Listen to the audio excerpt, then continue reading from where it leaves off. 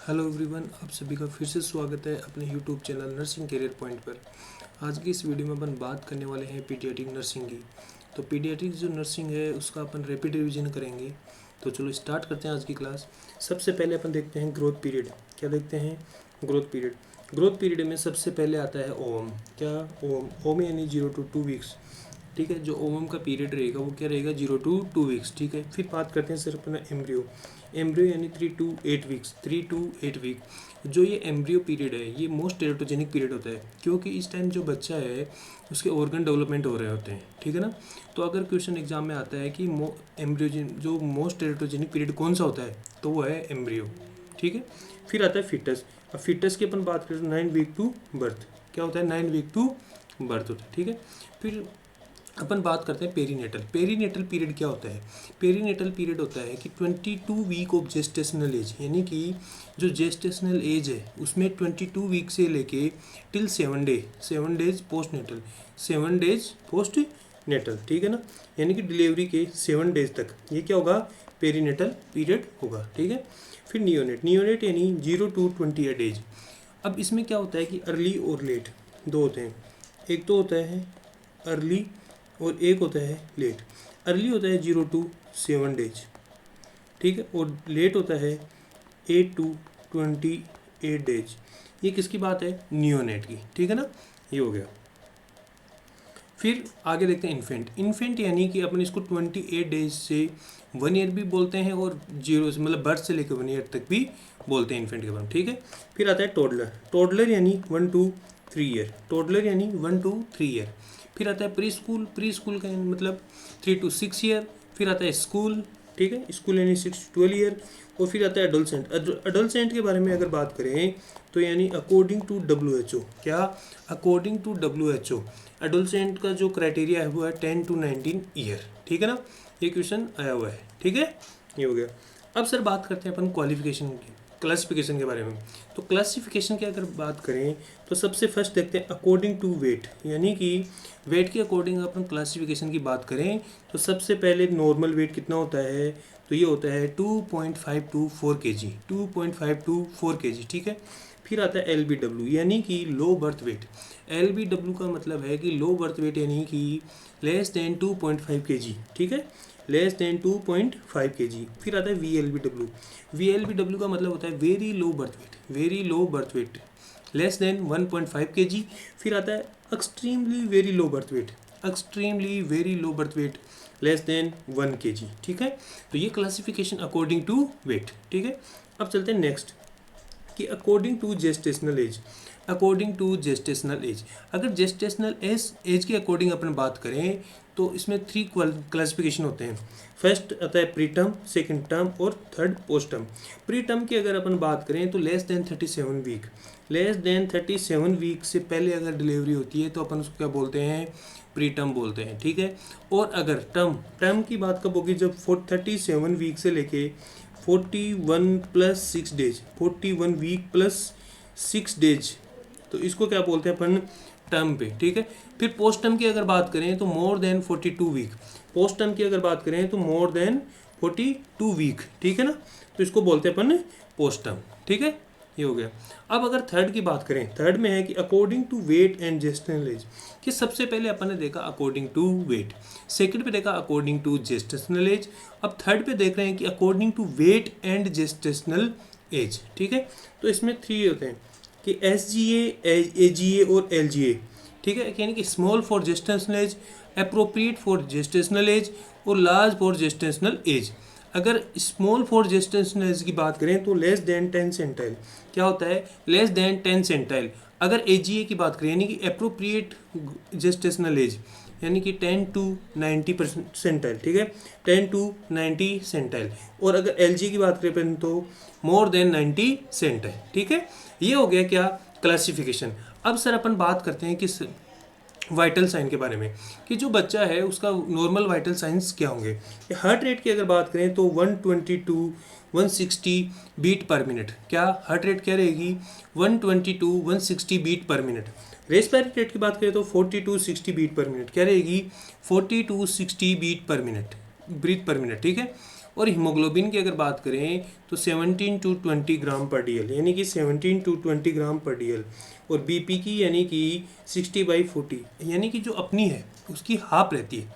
जो normal adult होता है उसका कितना होता है 120/80, तो इसका क्या रहेगा, हाफ रहेगा, ठीक है। और टेम्परेचर की अगर बात करते हैं तो 36.5 टू 37.5 डिग्री सेल्सियस, ठीक है, ये हो गया, ठीक है ना। तो 36 टू 37 डिग्री सेल्सियस, ठीक है, ये क्या हो गया टेम्परेचर। अब बात करते हैं अपन ग्रोथ एंड डेवलपमेंट की। ग्रोथ एंड डेवलपमेंट, तो ग्रोथ का मतलब क्या होता है, इंक्रीज इन साइज और मास ऑफ टिश्यू। यानी कि अगर सर ग्रोथ की बात करें तो ग्रोथ का मतलब होता है इंक्रीज इन साइज और मास ऑफ टिश्यू। साइज में इंक्रीज होना, नंबर में इंक्रीज होना और मास ऑफ टिश्यू का इंक्रीज होना, ठीक है, ये ग्रोथ हो गया। डेवलपमेंट का मतलब होता है मेचूरेशन ऑफ द स्किल। डेवलपमेंट का मतलब क्या होगा, मेचूरेशन ऑफ द स्किल, ठीक है, ये हो गया। अब बात करते हैं आगे कि human growth pattern. Human growth pattern क्या होता है कि एक तो होता है सिपेलोकेडवल यानी कि नेक टू लेग, और एक होता है प्रोक्सिमो डिस्टल यानी सेंटर टू डिस्टल, ठीक है, ये हो गया। अब बात करते हैं कि फैक्टर अफेक्टिंग फिटल ग्रोथ। क्या फैक्टर अफेक्टिंग फिटल ग्रोथ, कौन कौन से फैक्टर हैं जो फिटल ग्रोथ को अफेक्ट करते हैं। तो सर सबसे पहले बात करते हैं इंसुलिन। इंसुलिन क्या करता है, इंसुलिन क्या होता है कि मैक्सिमम ग्रोथ इन फीटस, ठीक है। और ये क्या होता है, मोस्ट इंपॉर्टेंट होता है, मोस्ट इंपॉर्टेंट, ठीक है। इंसुलिन की बात करें यानी कि फिटल हार्मोन, अपन बात करें फैक्टर अफेक्टिंग फिटल ग्रोथ कि कौन कौन से फैक्टर हैं जो फिटल ग्रोथ को अफेक्ट करते हैं। तो सबसे पहले उसमें बात करते हैं अपन फिटल हार्मोन।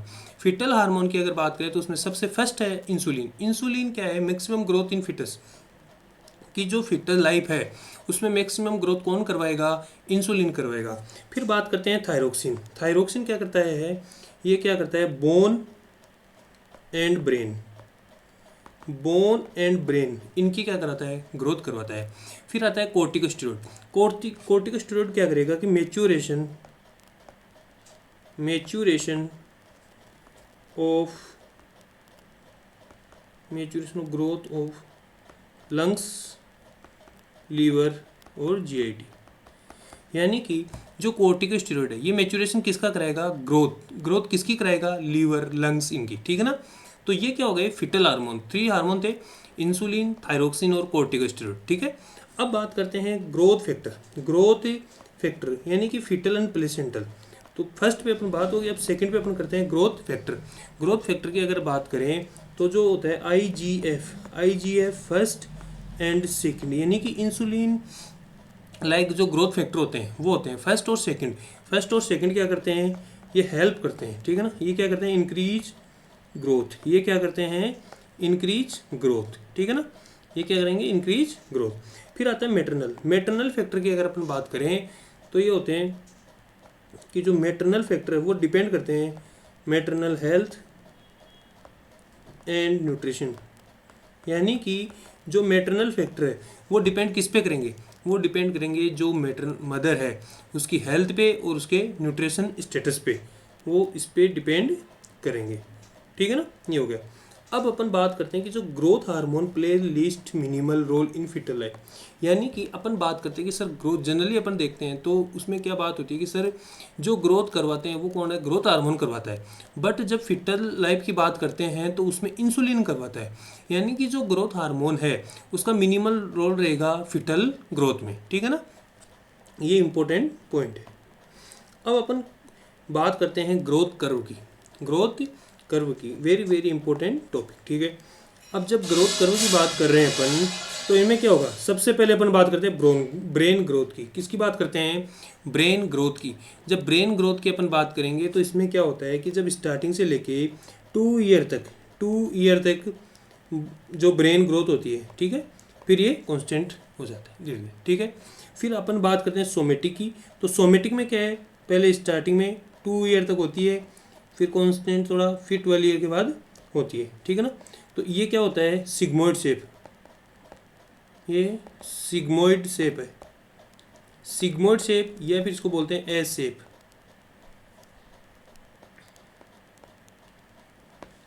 शेप, ठीक है ना। ये सिग्मोइड शेप या एस शेप कौन सा है, ये सोमेटिक ग्रोथ, ठीक है। फिर बात करते हैं लिम्फोइड। तो लिम्फोइड का अपन देखते हैं। तो लिम्फोइड में क्या होता है कि 4 to 8 ईयर में क्या होती है, मैक्सिमम ग्रोथ होती है। मैक्सिमम ग्रोथ कब होती है, 4 to 8 ईयर में किसकी, लिम्फोइड ग्रोथ होती है, ठीक है, लिम्फोइड की। फिर सर अपन गोनेडल की बात करें, तो गोनेडल की बात करें तो सर धीरे धीरे ग्रोथ होती है, 12 ईयर के बाद में ज़्यादा ग्रोथ होती है, ठीक है। तो ये जो कर्व है ये एग्जाम के पॉइंट ऑफ व्यू से वेरी वेरी इंपॉर्टेंट है, ठीक है, ये हो गए। अब अपन बात करते हैं ग्रोथ पैटर्न की।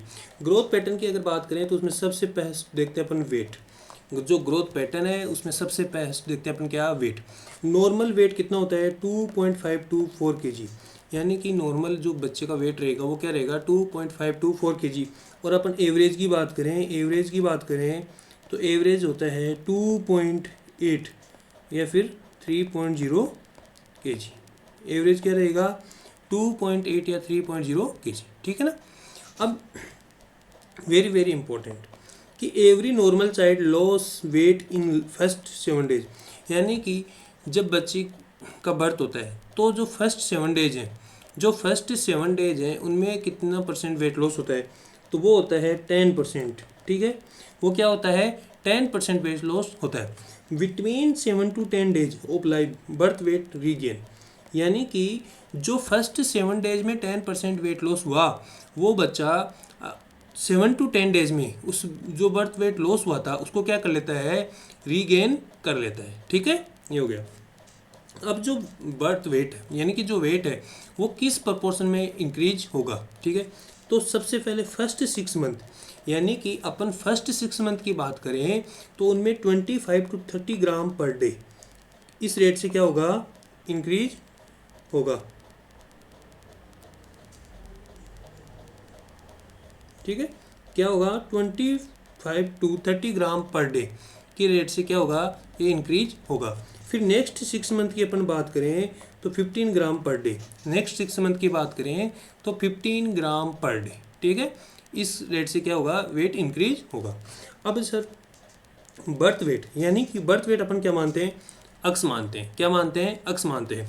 तो 5 मंथ पे क्या होगा, 2x। 1 ईयर पे क्या होगा, 3x। 2 ईयर पे क्या होगा, 4x। 3 ईयर पे क्या होगा, 5x। 5 ईयर पे क्या होगा, 6x। 7 ईयर पे क्या होगा, 7x। और 10 ईयर पे क्या होगा, 10x, ठीक है, ये हो गया।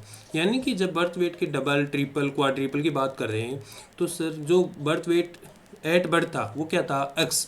फिर 5 मंथ की बात करें तो 2x, यानी कि डबल। क्वेश्चन आता है कि वेट जो बर्थ वेट है वो डबल कब होगा, तो वो होगा 5 मंथ पे। यानी वो ट्रिपल कब होगा, यानी 3 टाइम्स कब होगा, तो 1 ईयर पे। क्वाड्रिपल कब होगा, तो 2 ईयर पे। और 7 टाइम्स कब होगा, तो 7 ईयर पे। और 10 टाइम्स कब होगा, तो 10 ईयर पे, ठीक है। ये दोनों याद रखने हैं कि 7 ईयर 7 टाइम्स, 10 ईयर 10 टाइम्स, ठीक है। ये 7x और ये 10x। अब एक क्वेश्चन आता है, वो क्वेश्चन ये है कि what is the percent gain in weight at the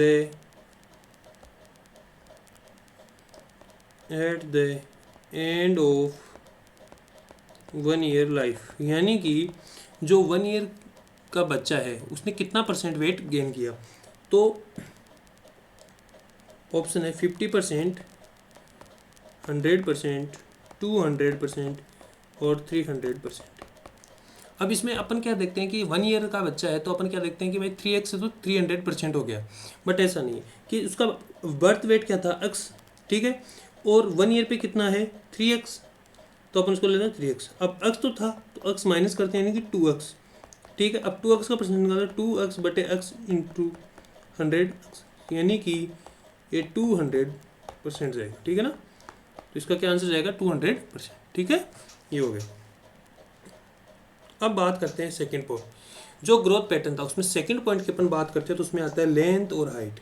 क्या आते हैं, लेंथ और हाइट। जब लेंथ की बात करें यानी कि अगर बच्चा अप टू 2 ईयर, ये याद रखना, यानी कि बच्चा अगर 2 ईयर तक का है तो अपन क्या मेजर करेंगे, लेंथ। और अगर 2 ईयर से ज़्यादा है तो अपन क्या मेजर करेंगे, उसकी हाइट, ठीक है। 2 ईयर से ज़्यादा है तो अपन क्या मेजर करेंगे, हाइट। और 2 ईयर से मतलब यानी कि लेस देन 2 ईयर है तो लेंथ मेजर करते हैं, मोर देन 2 ईयर है तो हाइट मेजर करते हैं। जो लेंथ मेजर करते हैं उसको क्या बोलते हैं अपन, इन्फेंटोमीटर, इन्फेंटोमीटर। और जिसे हाइट मेजर करते हैं उसको क्या बोलते हैं अपन, स्टेडियोमीटर, स्टेडियोमीटर। ठीक है ना। ये PYQ है कि अगर बच्चा लेस देन 2 ईयर है तो अपन लेंथ मेजर करेंगे, किससे करेंगे, इन्फेंटोमीटर। और अगर बच्चा मोर देन 2 ईयर है, मोर देन 2 ईयर तो हाइट मेजर करेंगे, किससे करेंगे, स्टेडियोमीटर से करेंगे। ठीक है। अब बात करते हैं अपन लेंथ की, कि जो लेंथ है वो एट बर्थ क्या होगी, लेंथ एट बर्थ क्या होगी। ठीक है। तो ये होती है 48 टू 50 सेंटीमीटर। क्या होती है, 48 टू 50 सेंटीमीटर। ठीक है, ये हो गई। अब सर 1 ईयर की बात करें अपन तो 1 ईयर पे क्या होगा, 75 सेंटीमीटर। 2 ईयर पे क्या होगा तो 87.5 टू 90 सेंटीमीटर। 4 ईयर पे क्या होगा तो 4 ईयर पे होगी 100 सेंटीमीटर। और 12 ईयर पे क्या होगा 150 सेंटीमीटर, 150 सेंटीमीटर। यानी कि अगर वो पूछे, अगर क्वेश्चन में बोले डबल, क्या अगर जो लेंथ हाइट है वो लेंथ डबल कब होगी, तो वो डबल होती है 4 ईयर पे, कितनी, 100 सेंटीमीटर। अगर वो पूछे ट्रिपल, क्या वो अपने को पूछे ट्रिपल कब होगी, तो ट्रिपल कब होगी 12 ईयर पे होगी, कितनी होगी, 150 सेंटीमीटर। ठीक है ना, ये होगा। अब अपन बात करें कि expected height in centimetre between, यानी कि अब अगर अपने को एक्सपेक्टेड हाइट, एक्सपेक्टेड जो हाइट है उसका पता लगाना है तो क्या बिटवीन कब, कि अगर एज 2 ईयर से लेके 12 ईयर के बीच में हो तो उसका फॉर्मूला क्या होता है, उसका फॉर्मूला होता है एज किसमें, ईयर में, इंटू 6 + 77 क्या सेंटीमीटर। ये उसका क्या होता है, फॉर्मूला होता है। क्या कि एज किस में होनी चाहिए, ईयर में होनी चाहिए, मल्टीप्लाई किससे करना है, 6 से, और एड कितना करना है, 77 सेंटीमीटर। ठीक है। ये सेकंड जो ग्रोथ ऑफ पैटर्न में सेकंड पॉइंट था अपना, लेंथ और हाइट, वो कंप्लीट। थर्ड में अपन देखते हैं हेड सर्कमफेरेंस। हेड सर्कमफेरेंस की अगर बात करें तो normal head circumference at birth, यानी कि जो नॉर्मल हेड सर्कमफेरेंस है एट बर्थ कितना होता है, वो होता है 33 टू 35 सेंटीमीटर। कितना होता है, 33 टू 35 सेंटीमीटर नॉर्मल। अब जो हेड सर्कमफ्रेंस है वो गेन कैसे होगा, मतलब पर ईयर उसमें इंक्रीज रेट कैसे होगी।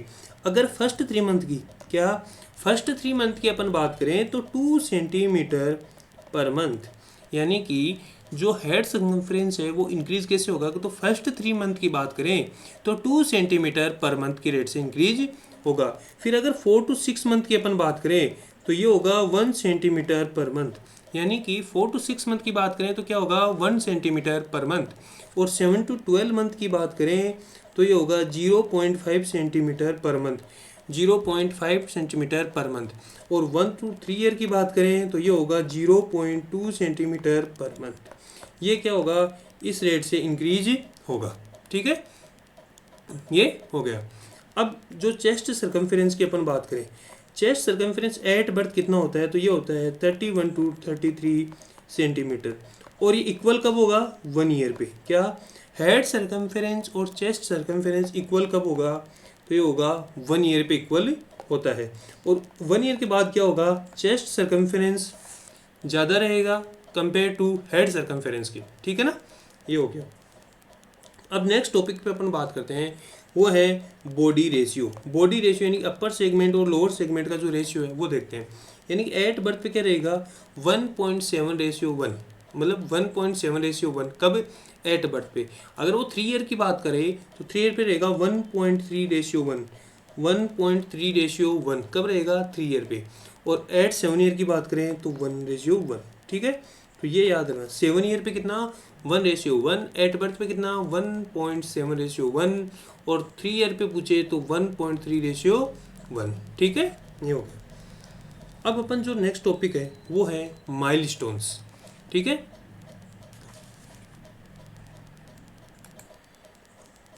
ठीक है। अब अपन बात करेंगे इसकी माइलस्टोन्स की। तो माइलस्टोन्स के बारे में बात करें तो सबसे फर्स्ट अपन देखते हैं ग्रोस मोटर माइलस्टोन। कौन से देखते हैं, ग्रोस मोटर माइलस्टोन। तो इसमें देखते हैं, तो क्या है, सबसे फर्स्ट है नेक होल्डिंग। बच्चा नेक होल्ड कब करता है, तो वो करता है 3 मंथ। कब करता है, 3 मंथ।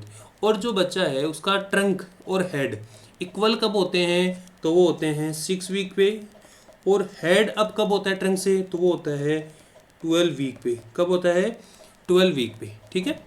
अब बच्चा रोल ओवर यानी कि पलटी मारना। रोल ओवर मतलब पलटी मारना।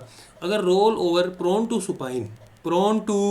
सुपाइन कब करेगा, तो 5th मंथ पे। और वो बच्चा सुपाइन टू प्रोन कब होगा, तो 6 मंथ पे। सुपाइन टू प्रोन कब होगा, 6 मंथ पे।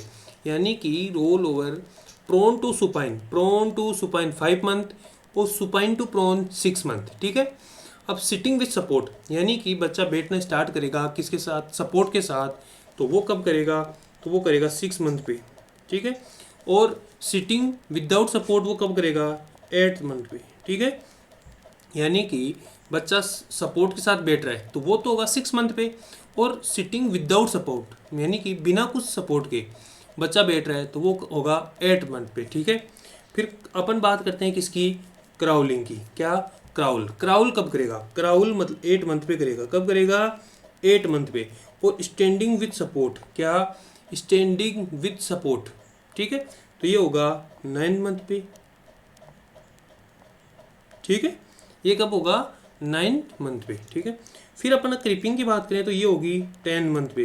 कब होगी, 10 मंथ पे। पाइवोट कब होगी, 11 मंथ पे। और स्टैंडिंग विदाउट सपोर्ट यानी कि अपन ने बात की कि स्टैंडिंग विद सपोर्ट की बात की तो वो तो होता है 9 मंथ पे। और स्टैंडिंग विदाउट सपोर्ट, स्टैंड यानी बच्चा खड़ा होगा बिना सपोर्ट के, तो वो होती है 12 मंथ। कब होती है, 12 मंथ पे, ठीक है। और वॉक विथ सपोर्ट ये भी 12 मंथ पे। और वॉक विदाउट सपोर्ट ये 15 मंथ पे, ठीक है। यानी कि जो बच्चा है वो वॉक कर रहा है विथ सपोर्ट तो 12 मंथ यानी 1 ईयर। और वॉक विदाउट सपोर्ट कोई सपोर्ट नहीं है फिर बच्चा वॉक कर रहा है, वो कब होगा, 15 मंथ पे, ठीक है। अब देखो ये क्या है, ये जो इमेज है वो है ट्राइपॉड। क्या, ट्राइपॉड सिटिंग। ये कब होती है, ये होती है 6 मंथ पे। जो सेकंड इमेज है वो क्या है, क्राउल। और ये क्या है, थर्ड क्रीपिंग और क्राउल में क्या डिफरेंस है, ठीक है। क्रीपिंग और क्राउल, अब क्राउल क्या करेगा 8 मंथ पे और क्रीपिंग कब होगी, 10 मंथ पे, ठीक है। क्राउल और क्रीपिंग में डिफरेंस ये है कि क्राउल में क्या होता है, जो अब्डोमन है वो टच रहेगा, ठीक है ना। यानी कि अब्डोमन टच रहेगा किस पे, ग्राउंड पे। क्राउल यानी कि क्राउल में देखो जो क्राउल की स्पेलिंग है उसमें ए आ रहा है, ए फॉर अब्डोमन। यानी कि क्राउल में अब्डोमन टच रहेगा और क्रीपिंग में अब्डोमन जो ग्राउंड फ्लोर है उस पर टच नहीं रहेगा, ठीक है। यानी क्राउल 8 मंथ पे करेगा, क्रीपिंग 10 मंथ पे करेगा, ठीक है ना। ये हो गया। अब रन यानी कि बच्चा दौड़ कब लगाएगा, तो वो होगा 18 मंथ पे। कब होगा, 18 मंथ पे, ठीक है। वो कब होगा, 18 मंथ पे। अब देखो कि बैकवर्ड वॉक, बच्चा बैकवर्ड वॉक कब करेगा, और एक वॉक अप स्टेयर यानी सीढ़ियाँ चढ़ेगा। लेकिन जब सीढ़ियाँ बच्चा चढ़ेगा तो सबसे पहले क्या करेगा कि एक स्टेप पे यानी 2 फीट पर स्टेप, जब सीढ़ी चढ़ेगा तो ये सीढ़ी है तो पहले पैर यहाँ रखेगा फिर दूसरा पैर भी यहीं रखेगा। जनरली अपन सीढ़ी ऐसे चढ़ते हैं, लेकिन वो बच्चा 2 फीट पर स्टेप रहेगा तो वो कब होगा, 2 ईयर पे। यानी कि अगर बैकवर्ड की बात करें कि बच्चा बैकवर्ड वॉक कब करेगा, तो वो भी 2 ईयर पे। और बच्चा वॉक अप स्टेयर कब करेगा, 2 फीट पर स्टेप के हिसाब से, तो वो भी 2 ईयर पे, ठीक है। ये हो गया। अब अप स्टेयर अल्टरनेट तो वो होगा 3 ईयर पे। यानी कि बच्चा अल्टरनेट जैसे अपन चढ़ते हैं सीढ़ियाँ वैसे कब चढ़ेगा, तो वो करेगा 3 ईयर पे। राइड या ट्राई साइकिल, ठीक है, तो वो भी 3 ईयर पे। फिर walk down stair alternate step यानी कि सीढ़ियाँ उतर रहा है, जैसे अपन चढ़ रहे हैं वैसे ही बच्चा चढ़ रहा है, वो कब होगा, 3 ईयर पे। अपन उतर रहे हैं वैसे उतर रहा है, वो कब होगा, 4 ईयर पे। कब होगा, 4 ईयर पे, ठीक है। और होप ऑन ए फुट, एक पैर पे खड़ा होना, वो कब होगा, 4 ईयर पे। कब होगा, 4 ईयर पे, ठीक है। और स्कीपिंग ए रोप यानी कि वो कब होगा, 5 ईयर पे, ठीक है। तो ये जो माइलस्टोन है ये अपन ने बात की इसकी ग्रोस मोटर माइलस्टोन्स की, वेरी वेरी इंपॉर्टेंट, ठीक है, ये हो गया। अब बात करते हैं अपन फाइन मोटर, जो फाइन मोटर माइलस्टोन्स हैं उनकी, यानी कि बाई डेक्स्ट्रस रीच कब होगी, तो ये होगी 4 मंथ पे, कब होगी 4 मंथ पे। फिर यूनिडेक्स्ट्रस की बात करें तो 6 मंथ पे।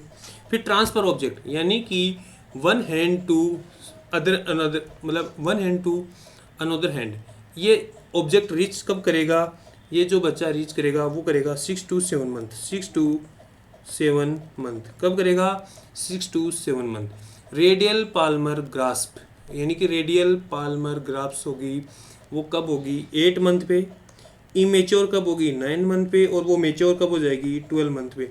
इमेच्योर का मतलब है कि वो बार बार उस चीज़ को पकड़ रहा है, वो नीचे जा रही है, पकड़ रहा है फिर जा रही है। और मेच्योर का मतलब जैसे पकड़ लिया जा नहीं रही, तो ये हो गई मेच्योर, ठीक है। तो जो मेच्योर पिंसर ग्रास्प है वो कब आएगी 12 मंथ पे, और जो इमेच्योर आएगी वो कब होगी 9 मंथ पे, ठीक है ना, ये हो गई। और हैंडेसनेस, जो हैंडेसनेस आएगी वो कब आएगी 3 ईयर पे, ठीक है।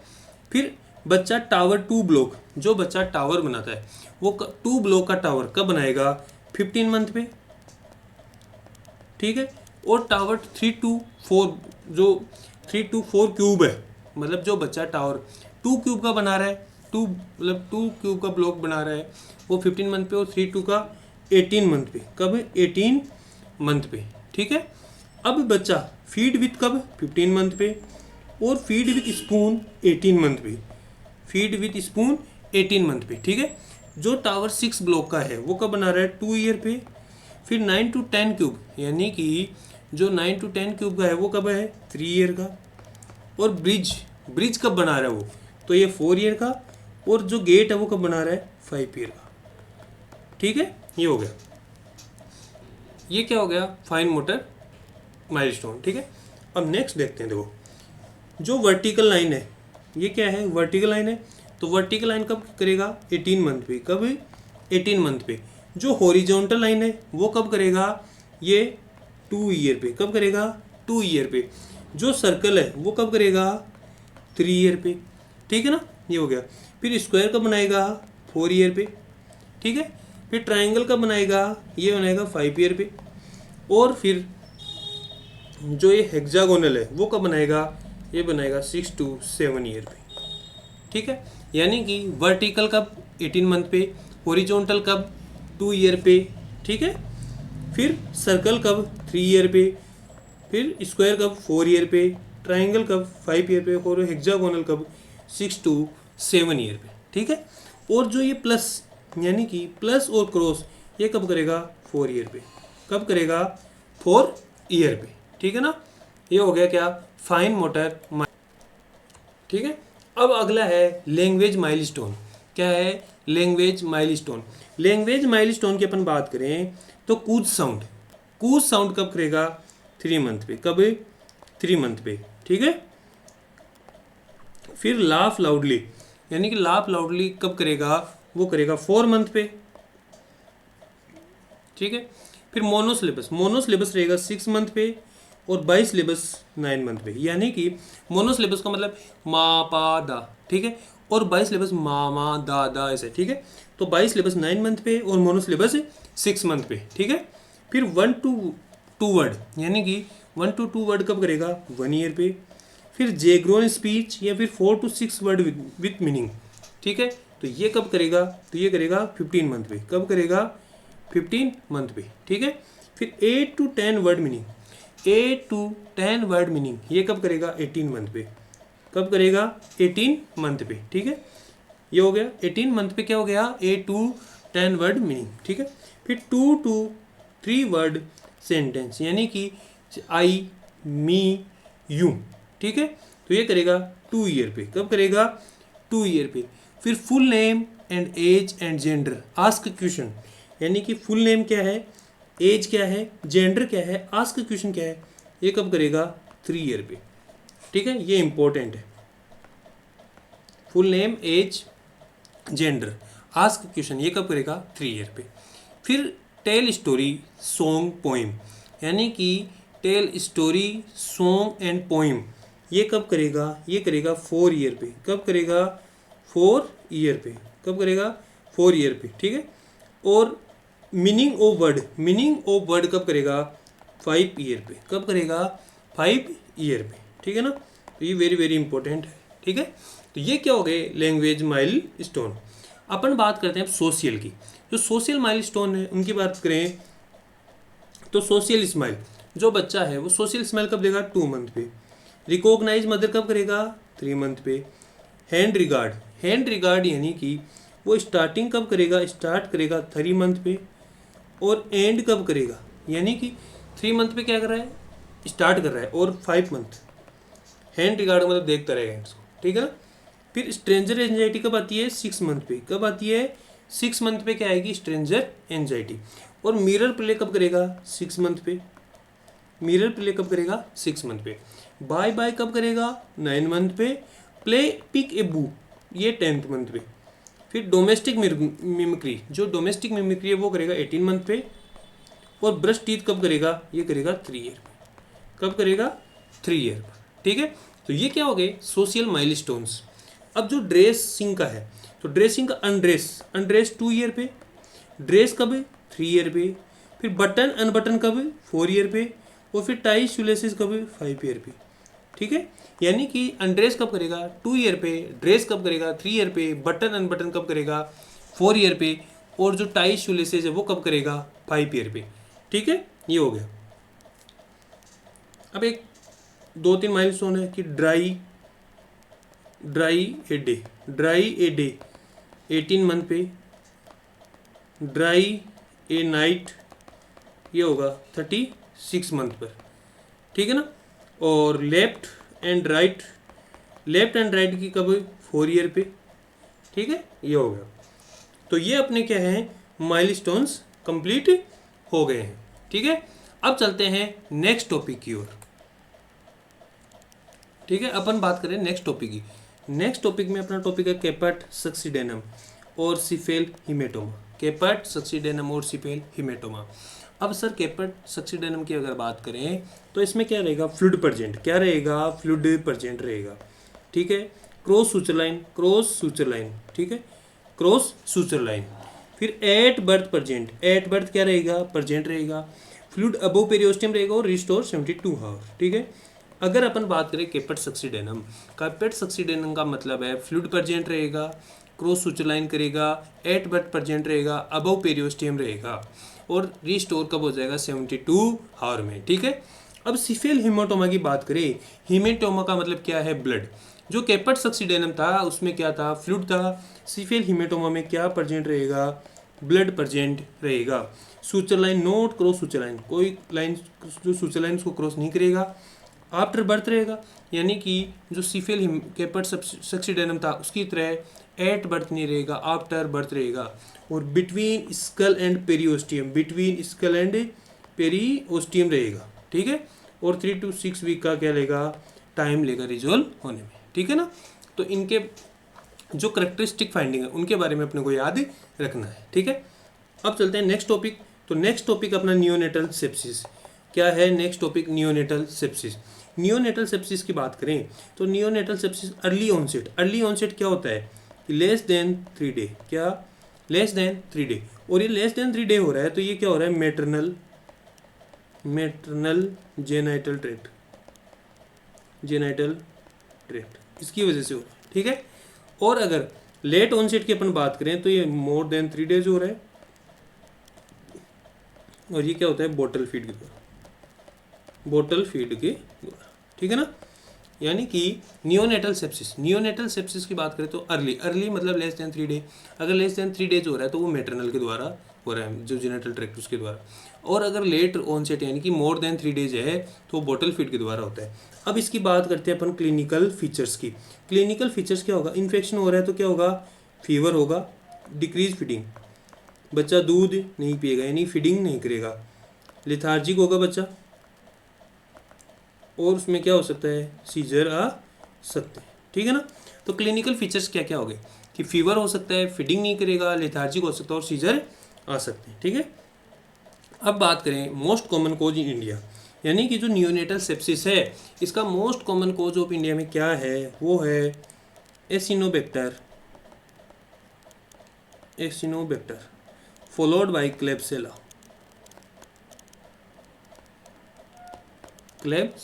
यानी कि जो most common cause in India में पूछे तो वो है एसिनोबैक्टर और उसके बाद कौन सा है, क्लेब्सेला। मोस्ट कॉमन कॉज इन वर्ड पूछे तो वो है इकोलाई। वो क्या है, इकोलाई। वो क्या है, इकोलाई। और फिर most common cause overall word पूछे तो वो है ग्रुप बी, स्ट्रेप्टोकोकाई। ठीक है ना। तो मोस्ट कॉमन कॉज से ही क्वेश्चन आता है इसमें। Most common cause in India तो Acinetobacter followed by Klebsiella, most common cause world में इकोलाई, और most common cause overall world में पूछे तो ग्रुप बी, स्ट्रेप्टोकोकाई। इन्वेस्टिगेशन क्या होता है इसमें, इन्वेस्टिगेशन होता है इसमें ब्लड कल्चर। क्या होता है, ब्लड कल्चर। क्या होगा, ब्लड कल्चर। इसमें अपन देखते हैं तो टोटल जो ल्यूकोसाइट काउंट होती है वो लेस देन 5000 होती है, और जो CPR होता है ये होता है मोर देन 1 मिलीग्राम पर DL, ठीक है, mg/dl। और ट्रीटमेंट इसमें क्या होता है, एंटीबायोटिक। क्या होता है, एंटीबायोटिक में कौन सी, जैसे एम्पिसिलिन और जेंटामाइसिन, ठीक है। ये क्या होता है, इसका ट्रीटमेंट होता है। तो नियोनेटल सेप्सिस के बारे में आपने बात की, early less than 3 days, late more than 3 days. Clinical features के बारे में बात की, most common cause Acinetobacter, Klebsiella. Most common cause world में है वो क्या है, इकोलाई। और मोस्ट कॉमन कॉज ओवरऑल पूछे तो ग्रुप बी, स्ट्रेप्टोकोकाई। इन्वेस्टिगेशन पूछे तो इन्वेस्टिगेशन पूछे तो होता है वो ब्लड कल्चर होता है, ट्रीटमेंट पूछे तो एंटीबायोटिक होती है, ठीक है। अब अपन नेक्स्ट टॉपिक की बात करते हैं, malnutrition. Very very important topic, ठीक है ना। माल न्यूट्रिशन की अपन बात करते हैं तो सबसे पहले अपन क्या करते हैं, साकी टेप। साकी टेप क्या होती है, साकी टेप अपन इससे क्या मेजर करते हैं, MUAC यानी कि मिड अपर आर्म सर्कमफ्रेंस। ये कब करते हैं, 6 month to 5 year, 6 month to 5 year करते हैं। इसका क्वेश्चन होता है कि एक ये क्या है, इन एज इंडिपेंडेंट है। ये क्या है, एज इंडिपेंडेंट, ठीक है। और इसकी जो वैल्यू होती है, यानी कि इसकी जो वैल्यू किसकी, साकी टेप में वैल्यू क्या होती है, 3 पॉइंट अपने को याद रखते हैं। इसमें 3 कलर कोडिंग होती हैं कि रेड, येलो और ग्रीन। रेड, येलो और ग्रीन। अगर रेड की अपन बात करेंगे तो लेस देन 11.5 सेंटीमीटर। येलो की बात करते हैं तो लेस देन 12.5 सेंटीमीटर। और ग्रीन की बात करें तो मोर देन 12.5 सेंटीमीटर, ठीक है ना। ये हो गए। अगर रेड में काउंट होता है तो वो क्या होगा, सीवियर कैटेगरी। येलो में होगा तो वो क्या होगा, मॉडरेट कैटेगरी। और ग्रीन में होगा तो वो क्या होगा, नॉर्मल, ठीक है ना। ये क्या हो गई, साकी टेप हो गई। अब जो माल न्यूट्रिशन है उसमें अपने 3 पॉइंट देखेंगे।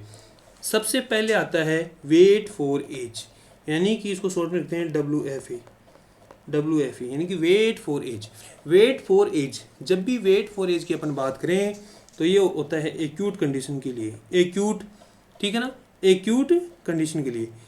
एक्यूट और क्रोनिक के लिए, दोनों के लिए होगा। ये क्या होगा, एक्यूट और क्रोनिक के लिए होगा, ठीक है। अब इसमें क्या होगा, ये मोस्ट कॉमन होता है, ठीक है। सेकंड बात करें अपन वेट फॉर हाइट, यानी कि वेट फॉर हाइट की अपन बात करें तो इसका मतलब होता है एक्यूट। क्या होता है, एक्यूट। और इसको बोलते हैं वास्टिंग। क्या बोलते हैं, वास्टिंग, ठीक है। और अपन बात करें हाइट फॉर एज, क्या, हाइट फॉर एज की अपन बात करें तो इसके लिए क्रोनिक।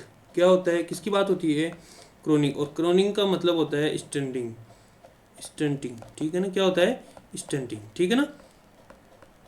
ये होगा।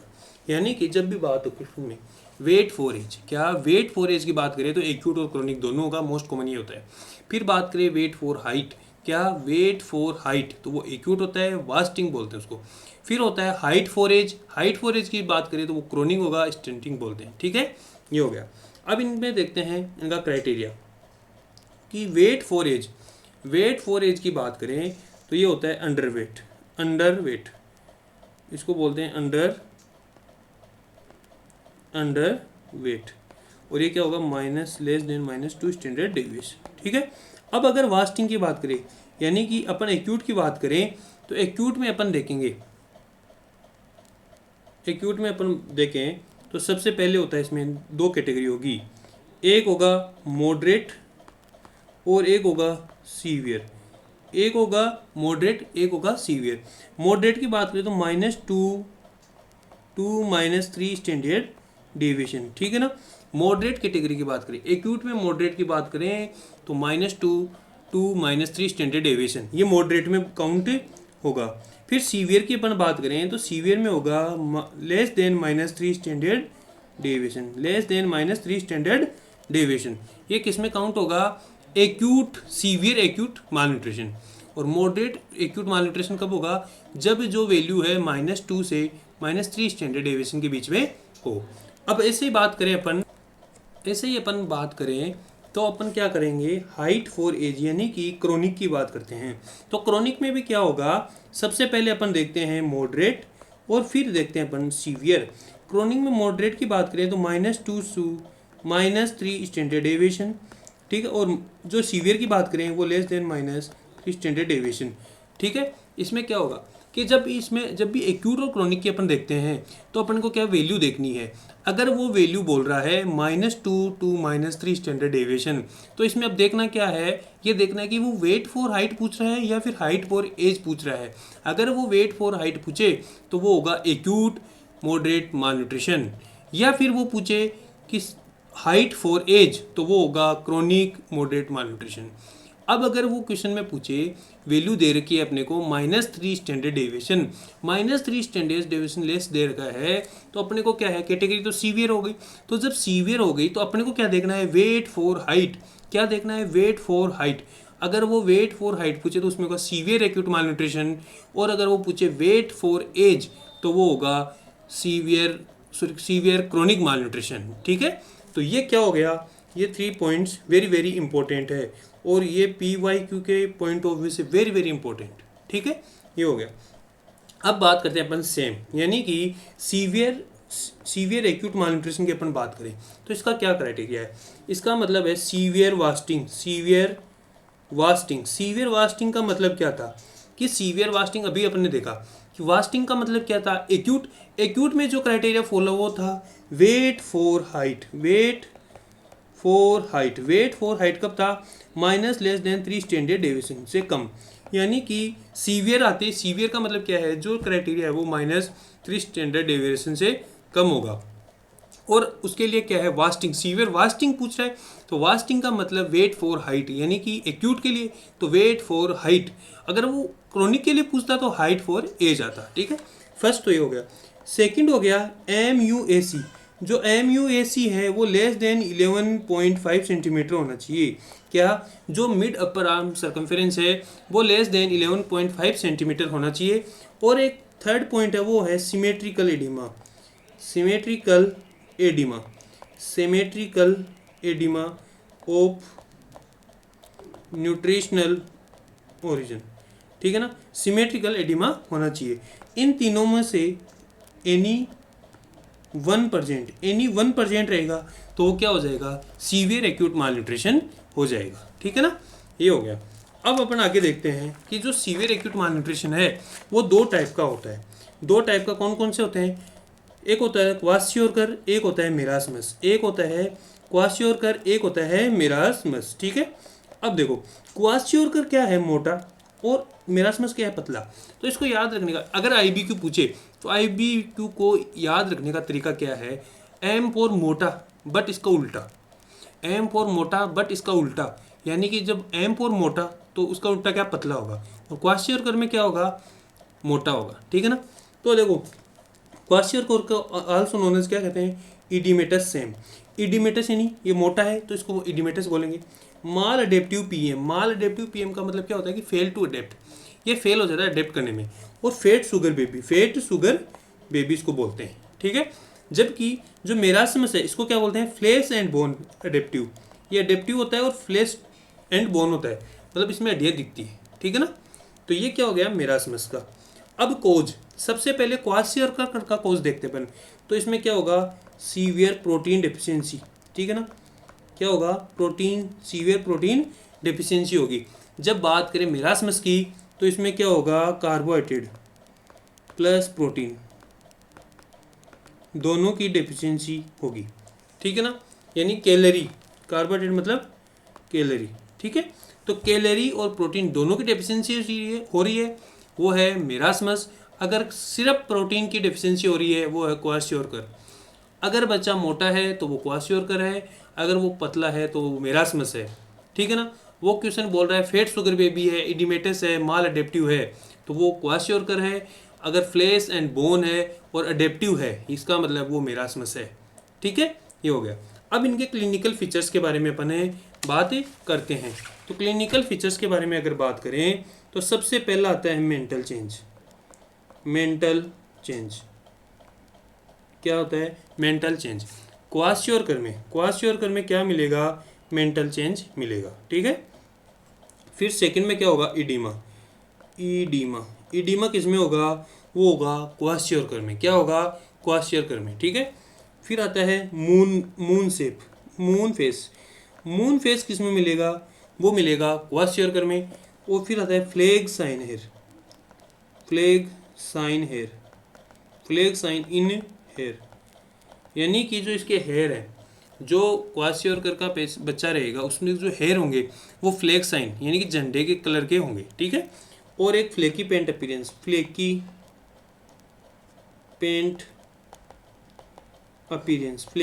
अपीयरेंस कहाँ मिलेगा, तो ये मिलेगा अपने को क्वाशियोरकर में, ठीक है ना। तो क्वाशियोरकर के जो क्लिनिकल फीचर्स हैं वो क्या क्या हैं, mental changes, oedema, moon face, flag sign hair और फ्लैंकी पेंट अपीयरेंस, ये वेरी वेरी इंपॉर्टेंट हैं। तो मेंटल चेंज और एडिमा ये वेरी वेरी इंपॉर्टेंट है, ठीक है। अब बात करते हैं अपन किसकी, सर मेरास्मस के क्लिनिकल फीचर्स क्या क्या हैं। तो उसमें सबसे पहले वेरासियस एपेटाइट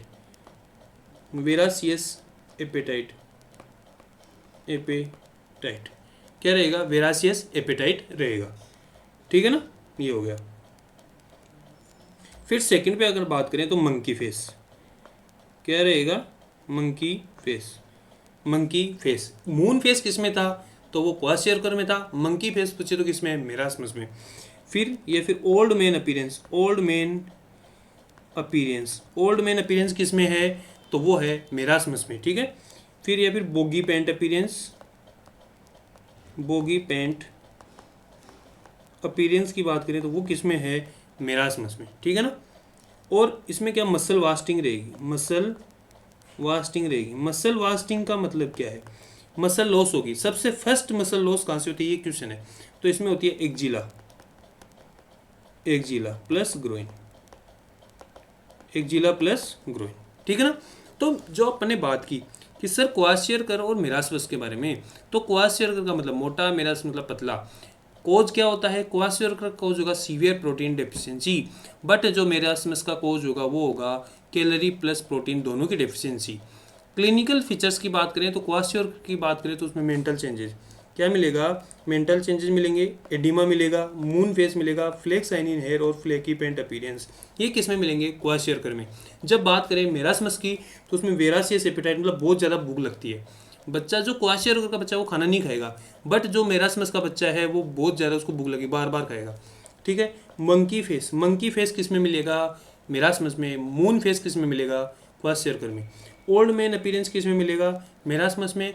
और बोगी पेंट अपीयरेंस किस में मिलेगा, मेरास्मस में। और मसल वास्टिंग किस में होगी, मेरास्मस में। कहाँ से होगी, तो क्वेश्चन है एक्जिला प्लस ग्रोइन एरिया, कहाँ से, एक्जिला प्लस ग्रोइन एरिया, ठीक है। अब इसका ट्रीटमेंट की बात करते हैं। तो इसके ट्रीटमेंट की अगर हम बात करें तो फर्स्ट वीक इसका ट्रीटमेंट 2 फेज में होता है, फर्स्ट वीक और 2 to 6 वीक। फर्स्ट वीक की बात करें तो स्टेबलाइजेशन फेज।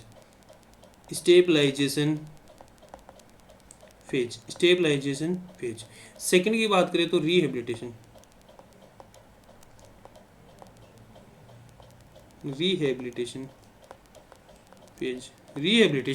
फेज। यानी कि फर्स्ट वीक की बात करें तो स्टेबलाइजेशन फेज और सेकंड की बात करें तो रिहेबिलिटेशन फेज, ठीक है। ये हो गया। अब ओरल आयरन नेवर गिवन। जब ओरल आयरन जो अगर सेम का बच्चा है वो अपने पास आया है और अपन उसका ट्रीटमेंट करें तो ओरल आयरन कब नहीं देना उसको, तो अपने को नहीं देना स्टेबलाइजेशन फेज में।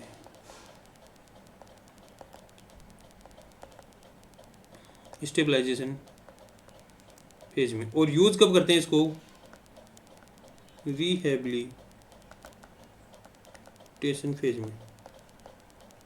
रिहेबिलिटेशन फेज में इसको क्या करते हैं अपन, यूज करते हैं आयरन को, ठीक है। तो सर इसमें क्यों नहीं देना, स्टेबलाइजेशन फेज में क्या होगा, ये रेडियल जनरेशन करता है, जनरेशन, ठीक है ना, रेडियल जनरेशन करता है। तो ये क्या होते हैं, जो बॉडी उसके लिए हार्म होती है। तो जो ओरल आयरन है, सेम का बच्चा अपना आ रहा है, ट्रीटमेंट कर रहे हैं, तो उसको ओरल आयरन कब नहीं देना, तो स्टेबलाइजेशन फेज में नहीं देना, नहीं फर्स्ट वीक में उसको नहीं देना, ठीक है। मोस्ट कॉमन इलेक्ट्रोलाइट, जो मोस्ट कॉमन इलेक्ट्रोलाइट है उनमें कौन कौन से हैं, तो उसमें पोटेशियम है, फिर मैग्नीशियम है, और फिर क्या है, सोडियम है। इन देखो अब ये अगर पोटेशियम और मैग्नीशियम की बात करें तो ये तो क्या होंगे, कम, और सोडियम की बात करें तो ये क्या होगा, ज़्यादा। यानी कि अगर मोस्ट कॉमन इलेक्ट्रोलाइट की बात करें तो 3 इलेक्ट्रोलाइट याद रखने, पोटेशियम, मैग्नीशियम, सोडियम। तो पोटेशियम और मैग्नीशियम तो क्या होंगे, कम, और सोडियम क्या होगा, ज़्यादा। अगर अपन जिंक की बात करें, क्या जिंक की बात करें तो 2 mg पर kg के हिसाब से देना है उसको, 2 mg पर kg के हिसाब से उसको क्या देना है, जिंक।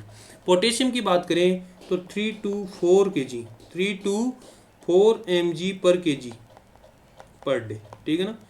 जो पोटेशियम है 3 to 4 mg पर kg पर डे, यानी कि एवरेज मान लो 2.5 mg, 2.5 mg उसको देंगे। फोलिक एसिड की बात करें तो फोलिक एसिड की बात करें तो डे फर्स्ट पे, जब बच्चा डे फर्स्ट पे आएगा तो देते हैं अपन 5 mg, और डे फिर आगे सेकंड से 14 डे वो देते हैं अपन 1 mg, ठीक है ना। फोलिक एसिड कितने दिन देंगे, तो 14 डेज देंगे। फर्स्ट डे कितना देंगे, फर्स्ट देंगे अपन 5 mg, और सेकंड से 14 डेज देंगे अपन 1 mg, ठीक है। अब बात करते हैं विटामिन ए के बारे में। इसको विटामिन ए कब कब देंगे, तो इसको देंगे फर्स्ट, सेकंड और 14 डे। कब कब देंगे, फर्स्ट सेकंड और 14 डे क्या देंगे अपन, विटामिन ए देंगे। कब, फर्स्ट, सेकंड और 14 डे। कितनी देंगे, अगर विटामिन की बात करें तो अगर ये बच्चा लेस देन 6 मंथ है, उसको देंगे 50,000 इंटरनेशनल यूनिट, ठीक है ना, ये हो गया 50,000। अगर बच्चा 6 मंथ टू 1 ईयर का है तो इसको देंगे 1 लाख इंटरनेशनल यूनिट, क्या देंगे, 1 लाख इंटरनेशनल यूनिट। और बच्चा अगर मोर देन 1 ईयर का है तो इसको देंगे 2 लाख इंटरनेशनल यूनिट, ठीक है। और बच्चा अगर मोर देन तो 1 ईयर है बट लेस देन 8 kg है, तो इसको क्या देंगे अपने 1 लाख इंटरनेशनल यूनिट, ठीक है ना। तो ये क्या हो गया, विटामिन ए के बारे में बात होगी कि सर अगर बच्चा लेस देन 6 मंथ है तो 50,000 इंटरनेशनल यूनिट देनी है, 6 मंथ से 1 ईयर का है तो 1 लाख इंटरनेशनल यूनिट, और मोर देन 1 ईयर है तो 2 लाख इंटरनेशनल यूनिट, और 1 ईयर से तो ज़्यादा है बट 8 kg से वेट कम है तो उसको 1 लाख इंटरनेशनल यूनिट देते हैं, ठीक है ना। अगर अपन बात करें सिम्टम, यानी कि विटामिन ए की डिफिशियंसी होगी तो फर्स्ट जो सिम्टम होगा, वो क्या होगा, नाइट ब्लाइंडनेस। क्या होगा, नाइट ब्लाइंडनेस। और अगर फर्स्ट साइन की बात करें, फर्स्ट साइन का मतलब क्या होगा, तो वो होगा कंजक्टिवाइटल जीरोसिस, यानी कि ड्राइनेस, ठीक है ना। तो ये वेरी वेरी इंपॉर्टेंट था, किसके बारे में, विटामिन ए के बारे में, ठीक है। अब बात करते हैं सर, इसमें 2 डाइट देते हैं, F75 और F100। क्या डाइट देते हैं, 2 डाइट देते हैं सेम के पेशेंट में, F75 और F100। अगर किलो कैलोरी की बात करें तो इनमें जो किलो कैलोरी होगी वो दोनों में क्या होगी, 100, क्या होगी, 100। प्रोटीन की बात करें तो प्रोटीन होगी 0.9 ग्राम, यानी कि 0.9 ग्राम। किसमें, F75 में कितनी प्रोटीन होगी, 0.9 ग्राम, और जो F100 है उसमें होगी 2.9 ग्राम। लैक्टोज की बात करें तो 1.3 ग्राम, और F100 में होगी 2.4 ग्राम, ठीक है। तो ये याद अपने को रखना है, क्या याद रखना है कि F75 और F100 डाइट देते हैं। F75 में क्या होगा, 100 किलो कैलोरी, दोनों में 100 किलो कैलोरी रहेगी। बट प्रोटीन की बात करें तो 0.9 ग्राम किस में होगी, F75 में, और F100 में कितनी होगी, 2.9 ग्राम। अगर लैक्टोज की बात करें तो 1.3 ग्राम किस में होगी, F75 में, और F100 में कितनी होगी, 2.4 ग्राम, ठीक है। ये हो गया। अब अपन बात करते हैं कॉम्प्लिकेशन की बात करते हैं तो इसमें होगा हाइपोग्लाइसीमिया। हाइपोग्लाइसीमिया। हाइपोग्लाइसीमिया में क्या होगा कि लेस देन 54 ग्राम पर डीएल। क्या होगा? लेस देन 54 ग्राम पर डीएल। जब नियोनेटल हाइपोग्लाइसीमिया पढ़ेंगे अपन तो उसमें देखेंगे कि 45 ग्राम पर डीएल होती है, बट सेम का बच्चा है उसमें हाइपोग्लाइसीमिया की जो कट ऑफ है वो लेस देन 54 ग्राम पर डे, लेस देन 54 ग्राम पर डीएल। ठीक है ना, ये इसकी क्या रहेगी? कट ऑफ रहेगी। ठीक है, और इसका जो ट्रीटमेंट, अब इसका जो ट्रीटमेंट अपन करते हैं, इसका जो ट्रीटमेंट करते हैं उसकी क्या रेट होती है? तो उसकी होती है 5 ml पर केजी। 5 ml पर केजी क्या देते हैं?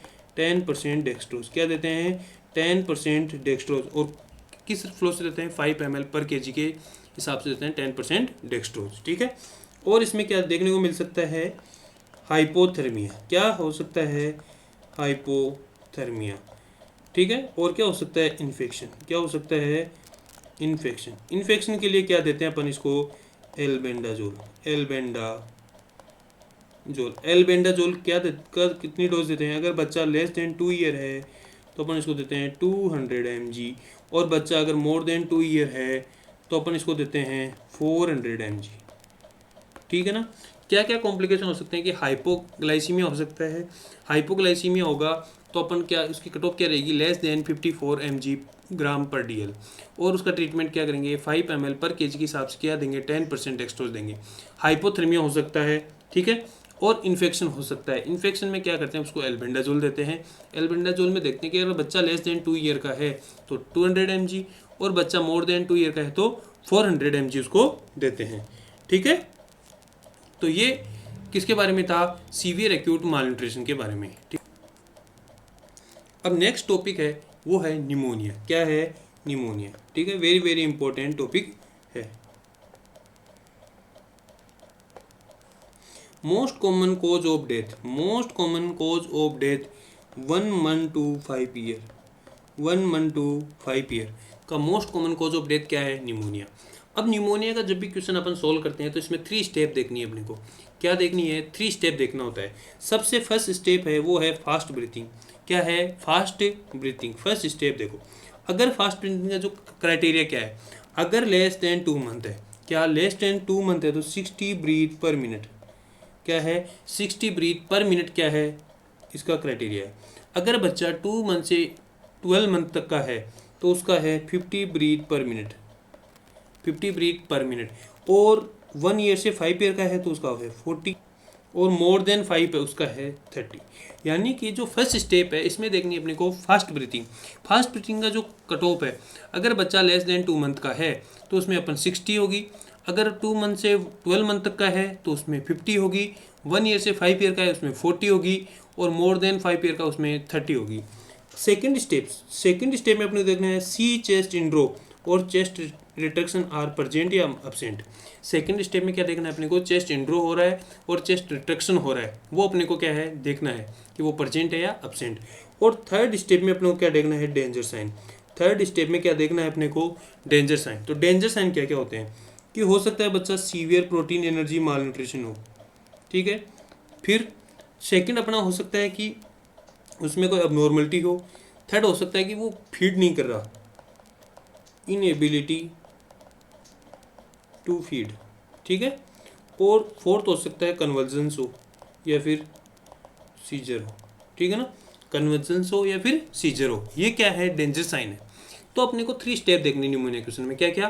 First fast breathing, second chest indrawing chest retraction, और थर्ड डेंजर साइन। ठीक है, ये हो गया।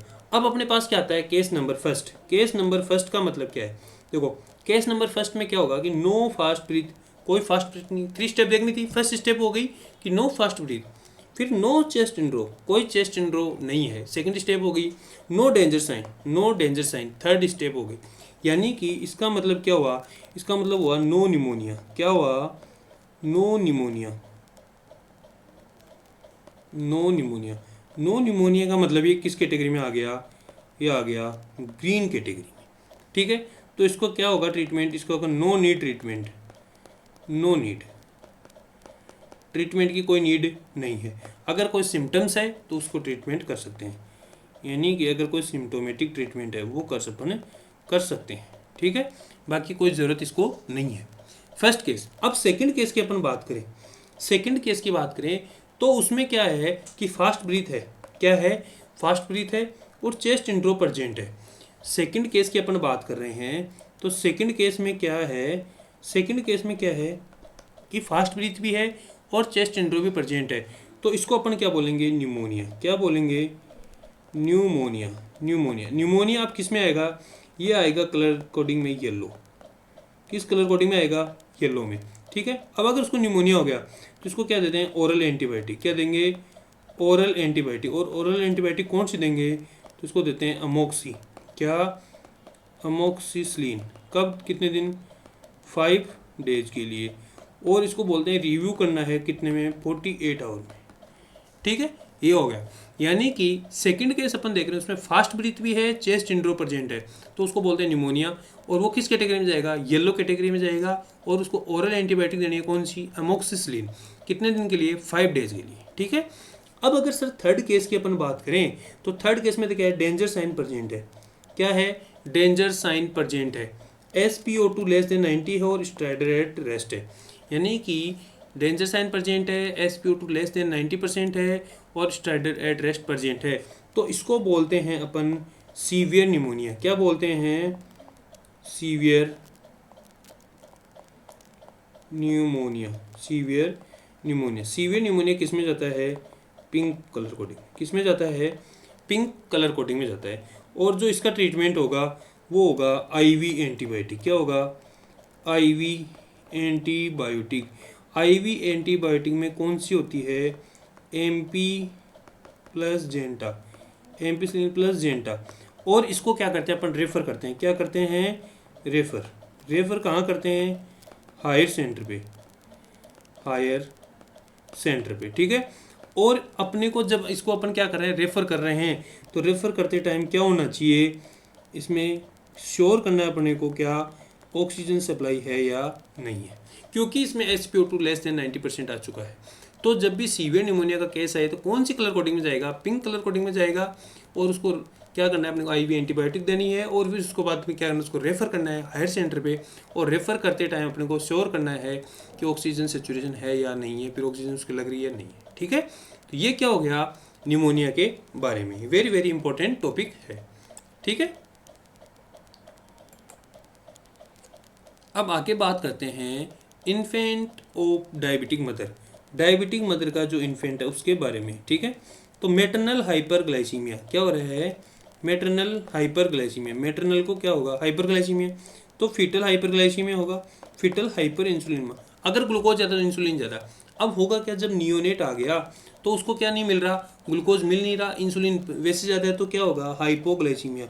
ये वेरी वेरी इंपॉर्टेंट पॉइंट है कि जो नियोनेट है जिसका बर्थ हुआ है उसको क्या होगा, तो उसको होगा हाइपोग्लाइसीमिया। ठीक है ना, ये हो गया। Macrosomia more than 4.5 kg। अगर जनरल में बोलें तो मोर देन 4 kg होता है, बट अगर वो डायबिटिक फीमेल है, वो डायबिटिक फीमेल है तो उसमें 4.5 kg से ज़्यादा होगा तो उसको क्या बोलेंगे, मैक्रोसोमिया। ठीक है, ये हो गया। अब कॉम्प्लिकेशन की बात करें तो माल फॉर्मेशन मोस्ट कॉमन कौन सा होता है, CVS। CVS में अगर बात करें तो उसमें होता है VST। कौन सा होता है, VST। फिर CNS में कौन सा होगा, NTD। क्या होगा, न्यूरल ट्यूब डिफेक्ट होगा। ये माल फॉर्मेशन की बात होती है। अगर ग्रुप में बात करें, ग्रुप में कौन सा होता है, NTD, और सिंगल में क्या होगा, VSD। ग्रुप में क्या होगा, NTD, और सिंगल में क्या होगा, VSD। अब बात करें कि CNS मोस्ट स्पेसिफिक, जो CNS का है वो मोस्ट स्पेसिफिक कौन सा होता है, तो वो होता है सेक्रल एजेनेसिस या फिर कोडवल रिग्रेशन सिंड्रोम, रिग्रेशन सिंड्रोम। ठीक है, यानी कि जो CNS मोस्ट स्पेसिफिक CNS का क्या होगा, सेक्रल एजेनेसिस और कोडवल रिग्रेशन सिंड्रोम। अगर CVS का पूछे, CVS का मोस्ट स्पेसिफिक पूछे, ठीक है, तो वो होता है TGA। क्या, TGA, ये याद रखना पॉइंट। CVS का पूछे तो TGA और CNS का पूछे तो सेक्रल एजेनेसी या फिर कोडवल रिग्रेशन सिंड्रोम। ये क्या है, मोस्ट स्पेसिफिक है। और अगर जनरल पूछता है तो CVS का VSD हो गया और CNS का NTD हो गया। ग्रुप में पूछे तो NTD हो गया, सिंगल पूछे तो VSD हो गया। ठीक है, ये हो गया। ठीक है। अब बात करते हैं very very important topic neonatal resuscitation के बारे में। नियोनेटल रिसक्सिटेशन, नियोनेटल रिसक्सिटेशन में क्या है कि सबसे पहले अपने को क्या करना है, एंटीनेटल काउंसलिंग, टीम ब्रीफिंग और इक्विपमेंट चेक। यानी कि जब कोई भी फीमेल है वो लेबर रूम में गई तो अपने को क्या करना है, एंटीनेटल काउंसलिंग करनी है, टीम ब्रीफिंग करना है और इक्विपमेंट चेक करना है कि इक्विपमेंट सही है यानी काम कर रहा है या नहीं करना। ठीक है। अब अपन देखते हैं कि क्या हुआ, टर्म हुआ, टोन हुआ, क्राई। यानी कि जो बच्चा टर्म है, टोन कर रहा है और क्या है, क्राई कर रहा है। ठीक है ना। तो अगर वो यस, क्या यस है, तो अपन क्या करेंगे, उसकी रूटीन केयर करेंगे। अब रूटीन केयर में एक अपडेट आया, वो है delayed code clamping. Delayed code clamping है, पहले ये था 30 सेकेंड बट अब न्यू है 60 सेकेंड। ठीक है ना, ये हो गया, ये हो गया। फिर उसमें उसको स्किन टू स्किन कांटेक्ट कराना है, टेम्परेचर मेंटेन करना है। ठीक है, ये क्या हो गया, रूटीन केयर में होता है। अगर नो, यानी कि नो, नो का मतलब क्या है कि बच्चा टर्म नहीं है, टोन नहीं है, क्राई नहीं कर रहा, तो अपन क्या करेंगे, इनिशियल स्टेप करेंगे। इनिशियल स्टेप में क्या करेंगे अपन, सबसे पहले उसका क्या करेंगे, मेंटेन टेम्परेचर। क्या करेंगे, मेंटेन टेम्परेचर। क्या करेंगे, मेंटेन टेम्परेचर। सबसे पहले क्या करेंगे, उसका warm plus maintain temperature, maintain temperature. उसके बाद अपन करेंगे उसकी पोजीशन, पोजीशन, सक्शन, स्टिमुलेशन और रीपोजिशन। रीपोजिशन, सक्शन जब भी करेंगे अपन किसका पहले करेंगे, माउथ का, फिर क्या करेंगे, नोज का। और स्टिमुलेशन कैसे करेंगे उसको, कि उसके एक तो रब बेक, रब बेक और tickle sole, tickle sole, tickle क्या करेंगे, उसके सोल को क्या करेंगे अपन, टिक करेंगे। ठीक है ना, ये हो गया। ये कब किया अपने, क्या जब बच्चा टर्म नहीं है, टोन नहीं है, कराई। ठीक है, इनिशियल स्टेप अपने क्या कर लिए। अब चेक कर देंगे, क्या अपन चेक करते हैं कि एपनिया और गैस्पिंग या फिर हार्ट रेट, कि बच्चे में एपनिया और गैस्पिंग तो नहीं हो रहा, या फिर हार्ट रेट अगर उसकी क्या है, डाउन है, 100 लेस देन 100 डाउन है, तो अपन क्या करेंगे। अगर अपने क्या किया, इसका चेक किया, तो अगर नो, क्या अगर नो, तो फिर उसमें क्या करेंगे, साइनोसिस, अपन साइनोसिस चेक करेंगे या फिर ऑक्सीजन चेक करेंगे। ठीक है। अगर यस, क्या यस, कि बच्चे को अपन ने चेक किया उसमें क्या एपनिया हो रहा है, गैस्पिंग हो रही है, फिर 100 जो उसकी हार्ट रेट है वो लेस देन 100 है, तो क्या करेंगे, फिर क्या करेंगे, start positive pressure ventilation. Start PPV का मतलब है पॉजिटिव प्रेशर वेंटिलेशन स्टार्ट करेंगे। और किससे करेंगे, एम्बूबेग से। एम्बूबेग कितनी देर, 30 सेकंड के लिए। कितनी देर के लिए, 30 सेकंड के लिए करेंगे। और ऑक्सीमीटर लगा देंगे राइट हैंड पे। ठीक है, ऑक्सीजन सेचुरेशन भी उसका अपन देखते रहेंगे। ठीक है ना, ये हो गया। अब अगर ये अपने कर लिया, अब क्या करते हैं अपन, देखते हैं इसकी हार्ट रेट। अब इसकी क्या करते हैं, हार्ट रेट चेक करते हैं। अगर वो लेस देन 100 है, क्या अगर लेस देन 100 है, तो क्या करेंगे, टेक स्टेप एंश्योर वेंटिलेशन। जो स्टेप है वेंटिलेशन के वो अपन क्या करेंगे, एंश्योर करेंगे। बट अगर वो नहीं है, क्या वो नो, अगर लेस देन 100 नहीं है, तो अपन क्या करेंगे, गिव पोस्ट रिसक्सिटेशन केयर। यानी कि जो पोस्ट रिसक्सिटेशन केयर है वो अपन उसको देंगे। बट अगर वो हार्ट रेट लेस देन 100 है अभी भी, जो अपने को पॉजिटिव प्रेशर वेंटिलेशन देने के बाद भी लेस देन 100 है, तो अपन क्या करेंगे, टेक स्टेप एंश्योर वेंटिलेशन। वो होती है एमआर सोपा। क्या होती है, एमआर सोपा। एमआर सोपा, एमआर सोपा का मतलब क्या है, एम का मतलब है मास्क रीएडजस्टमेंट, मास्क रीएडजस्टमेंट। जो अपन मास्क लगा रहे हैं वो उसको रीएडजस्टमेंट करेंगे। आर का मतलब है reposition of head, reposition head. ठीक है। एस का मतलब है सक्शन। ओ का मतलब है ओपन माउथ, ओपन माउथ। और पी का मतलब है प्रेशर इंक्रीज। और ए का मतलब है अल्टरनेट एयर वे, एयर वे। ठीक है ना, यानी कि जो अपन यूज कर रहे हैं कि take step to ensure ventilation, जो वेंटिलेशन अपन दे रहे हैं तो अपन को क्या है, एक बार श्योर एंश्योर करना है कि ये सही है या नहीं। तो उसमें क्या ट्रिक है उसकी, एमआर सोपा। एमआर सोपा का मतलब क्या है कि सबसे पहले मास्क रीएडजस्टमेंट देखो, फिर रीपोजिशन, फिर सक्शन, फिर ओपन माउथ, फिर प्रेशर इंक्रीज, और फिर क्या करना है, अल्टरनेट एयरवे, ठीक है ना। ये हो गया, ये अपन ने इतना काम कर लिया। फिर अपन हार्ट रेट चेक करते हैं। जब हार्ट रेट चेक करते हैं वो लेस देन अगर 60 होती है, क्या अगर वो लेस देन 60 होती है तो अपन क्या करेंगे, उसमें CPR प्लस वेग and mask ventilation, CPR plus वेग एंड मास्क वेंटिलेशन देते हैं, CPR प्लस वेग एंड मास्क वेंटिलेशन देते हैं। कितनी देर के लिए देते हैं, तो 60 सेकंड के लिए।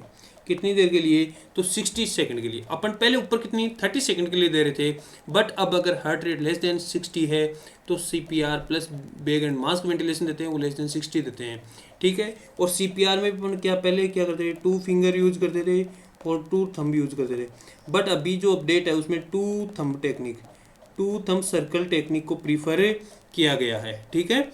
और इसमें क्या देंगे, 100% ऑक्सीजन, 100% ऑक्सीजन देंगे, ठीक है। अगर इतना करने के बाद भी हार्ट रेट लेस देन 60 है, क्या अपने क्या किया, इंश्योर कर लिया।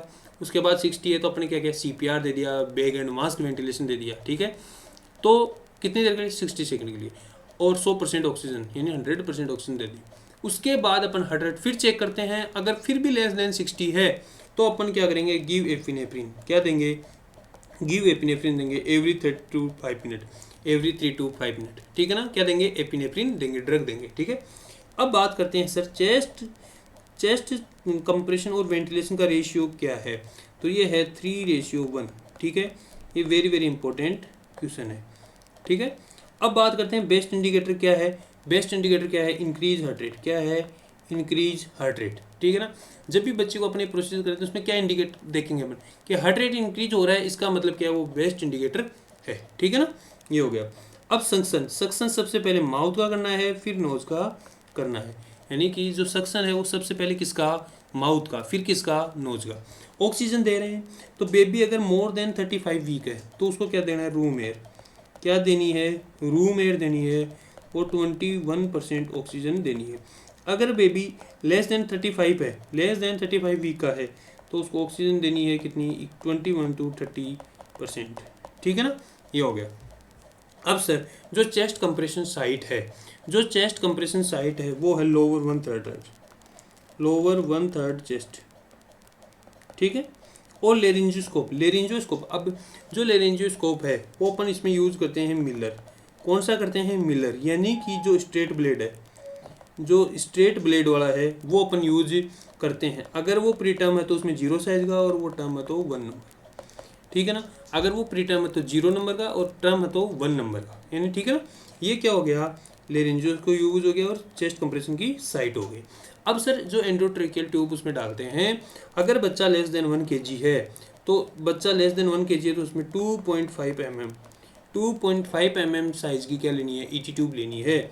अगर वो बच्चा 1 to 2 kg के बीच का है तो उसमें 3 mm लेनी है, और बच्चा 2 to 3 kg का है तो उसमें 3 to 5 mm लेनी है, और मोर देन 3 kg का है तो उसमें 4 mm अपने को क्या है, लेनी है, क्या, ET ट्यूब, ठीक है ना। ये हो गया। अब बात करते हैं ADR जो अपने एपिनेफ्रिन के बारे में बात कर रहे थे, तो इसका होगा कि 1 ml प्लस 9 ml क्या लेंगे, NS लेंगे, 1 ml प्लस 9 ml क्या लेंगे, NS लेंगे। इसका जो रेशियो होता है, ठीक है, इसका जो रेशियो होगा वो होगा 1:10,000, क्या होगा, 1:10,000। अब इसकी जो डोज है वो डोज की अपन बात करें तो इसमें होगा 0.1 to 0.3 ml पर kg, ठीक है। अगर ml पर kg के हिसाब से ऑप्शन हो तो 0.1 to 0.3 ml पर kg के हिसाब से आंसर जाएगा। अगर वो mg पर kg के हिसाब से हो तो 0.01 to 0.03 mg पर kg के हिसाब से आंसर जाएगा, ठीक है ना। अगर ml में हो तो 0.1 to 0.3, ठीक है, और अगर वो mg में हो तो 0.01 to 0.03 mg पर kg। और ये जिसका रूट, यानी कि अपन इसको दे रहे हैं तो इसका रूट क्या रहेगा, इंट्राट्रेकियल, क्या रहेगा, इंट्राट्रेकियल। ये किसका रूट रहेगा, ADR, एपिनेफ्रिन का रूट रहेगा, ठीक है ना। ये ADR के बारे में हो गया, ठीक है। तो ये जो टॉपिक था वो था neonatal resuscitation, very very important topic. अब चलते हैं अपन नेक्स्ट टॉपिक की ओर, और वो है डायरिया, ठीक है। ठीक है। अब डायरिया के बारे में अपन बात करें तो मोस्ट कॉमन वायरस यानी कि मोस्ट कॉमन कोज क्या है, वायरस है, वो है रोटा। क्या है, रोटा वायरस। ठीक है। फिर बैक्टीरिया की बात करें तो बैक्टीरिया में होगा इकोलाई और डिसेंट्री। डिसेंट्री का मतलब है ब्लड और इसका होगा सीजेला। सीजेला, ठीक है ना, नहीं हो गया। अब बात करते हैं इसके टाइप की। तो टाइप में सबसे पहले नो डिहाइड्रेशन, सम डिहाइड्रेशन और सीवियर डिहाइड्रेशन। नो डिहाइड्रेशन की बात करें तो इसमें क्या होगा बच्चा, वेल अलर्ट होगा, वेल अलर्ट होगा, आइज नॉर्मल रहेगी, टीयर प्रेजेंट रहेगा, ठीक है, और ड्रिंक नॉर्मल करेगा, ड्रिंक नॉर्मल, ठीक है ना, ये हो गया। ये क्या रहेगा इसमें बच्चा, ये नो डिहाइड्रेशन कैटेगरी में बच्चे के सिम्टम्स रहेंगे। अब अगर वो बच्चा सम डिहाइड्रेशन में है तो सम डिहाइड्रेशन में सबसे पहले रहेगा रेस्टलेसनेस, रेस्टलेसनेस, ठीक है। फिर रहेगा इरिटेबल, इरिटेबल, ठीक है, और drink eagerly, drink eagerly, drink eagerly यानी कि बहुत ज़्यादा पानी पिएगा, ठीक है। इरिटेबल हो गया, रेस्टलेसनेस हो गया, ड्रिंक एगरली, और जो आई है वो सनकन रहेगी, सनकन रहेगी, और जो स्किन है वो वेरी स्लो, ठीक है ना, गो स्लो रहेगी। और सीवियर की अगर बात करें तो वो क्या रहेगा, लिथार्जी रहेगा, अनकॉन्शियस हो सकता है, अनकॉन्शियस हो सकता है, वेरी सनकन आइज रहेगी, ठीक है, not able to drink, not able to drink यानी वो बिल्कुल पानी नहीं पिएगा, ठीक है, और जो टीयर है वो एब्सेंट रहेंगे, और जो स्किन है, स्किन तो वेरी वेरी स्लो, ठीक है ना, ये याद रखना। तो यानी कि जब नो डिहाइड्रेशन की बात करते हैं उसमें बच्चा वेल अलर्ट रहता है, आइज नॉर्मल है, टीयर प्रेजेंट है, और ड्रिंक नॉर्मल करता है, यानी कि जो पानी पी रहा है वो नॉर्मल पानी पीता है।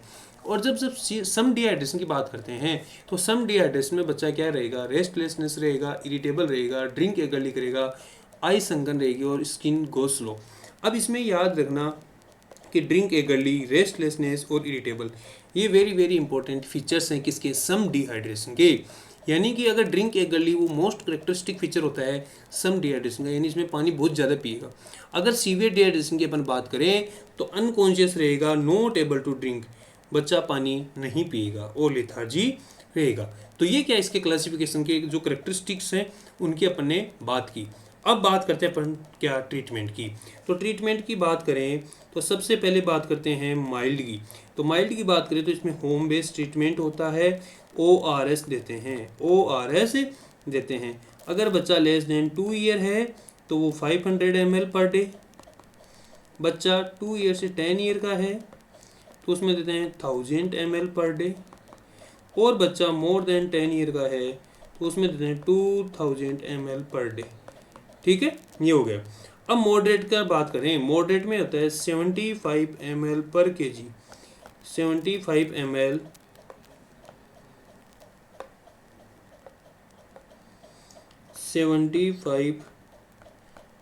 पर kg के हिसाब से अपन उसको क्या देते हैं, फ्लूइड देते हैं। 75 ml पर kg के हिसाब से उसको फ्लूइड देते हैं।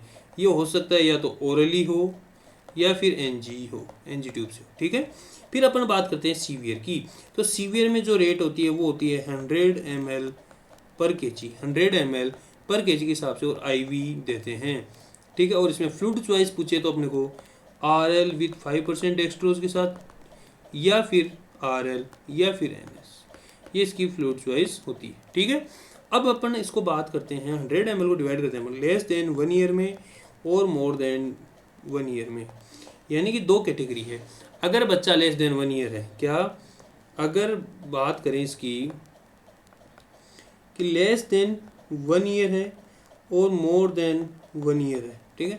अगर अपन बात करते हैं लेस देन 1 ईयर की है तो इसको देते हैं 30 ml पर kg, तो 1 आवर में, प्लस 70 ml पर kg 6 आवर में, 5 आवर में, टोटल होता है ड्यूरेशन 6 आवर। क्या टोटल ड्यूरेशन क्या होता है, 6 आवर।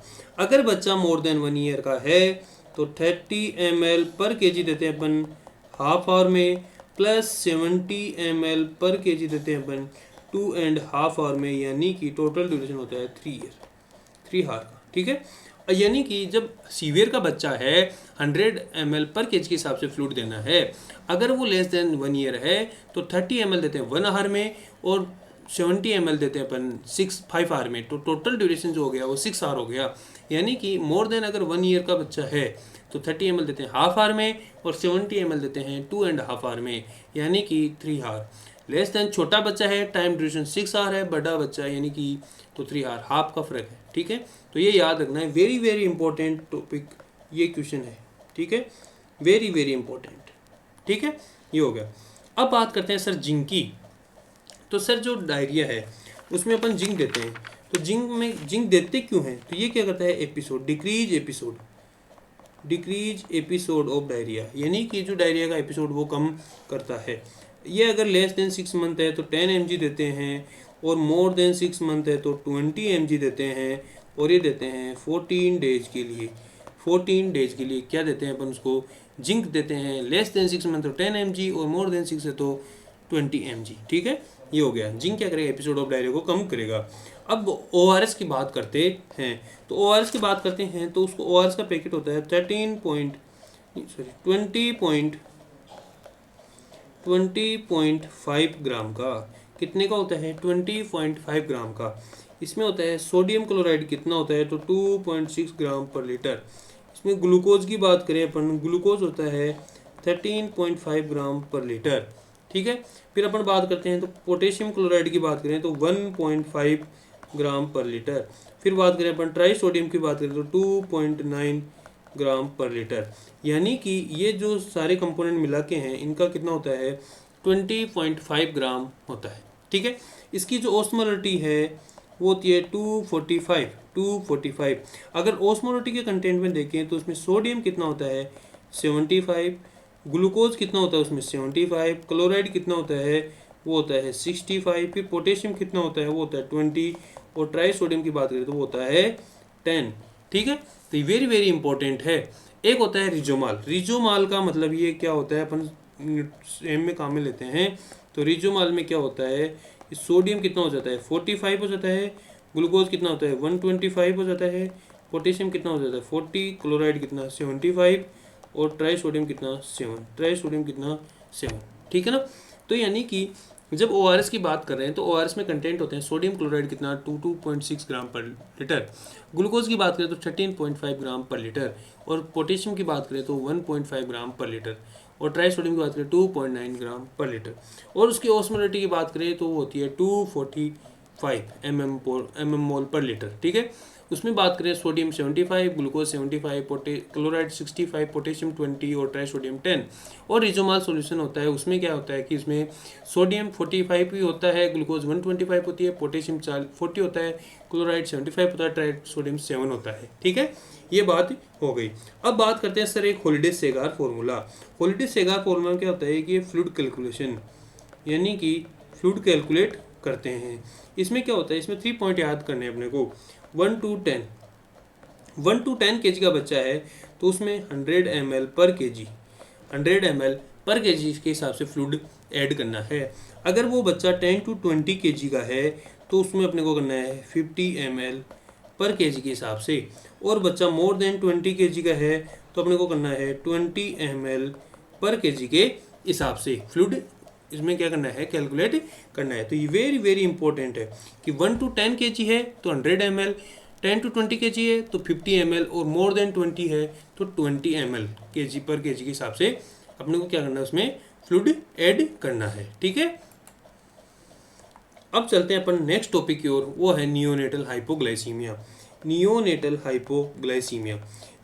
हाइपोग्लाइसीमिया की जो कट ऑफ है वो है लेस देन 45 मिलीग्राम पर DL, लेस देन 45 मिलीग्राम पर DL।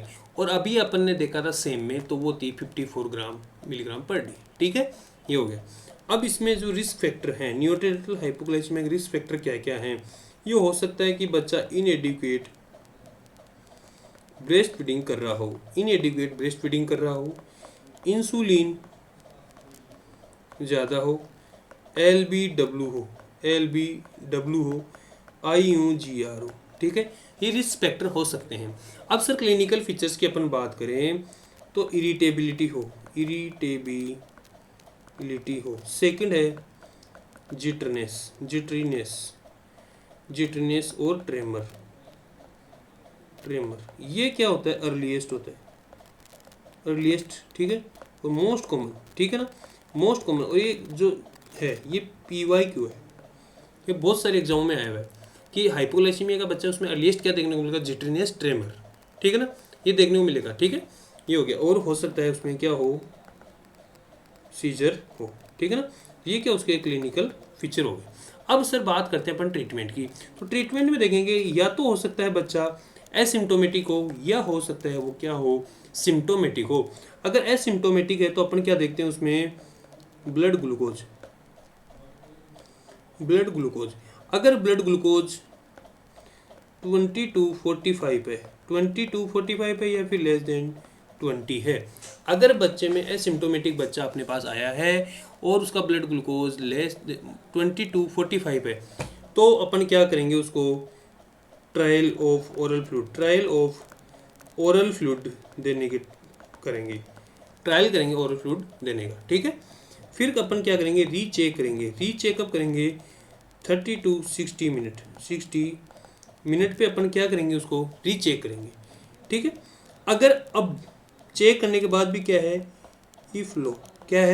इफ लो, तो अपन उसको देंगे IV डेक्सट्रोज। क्या देंगे? IV डेक्सट्रोज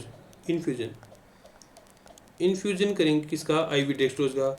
एट का कितने? 6 ml पर kg पर मिनट के हिसाब से। क्या? अगर बच्चा एट 6 ml पर kg पर मिनट के हिसाब से, ये याद रखना। अगर बच्चा अपने पास एसिम्टोमेटिक आया है, तो अगर उसका ब्लड ग्लूकोज लेवल 2245 mg/dl है, तो अपन उसको देंगे ट्रायल ऑफ ओरल फ्लूइड। फिर रीचेक करेंगे 30 to 60 मिनट।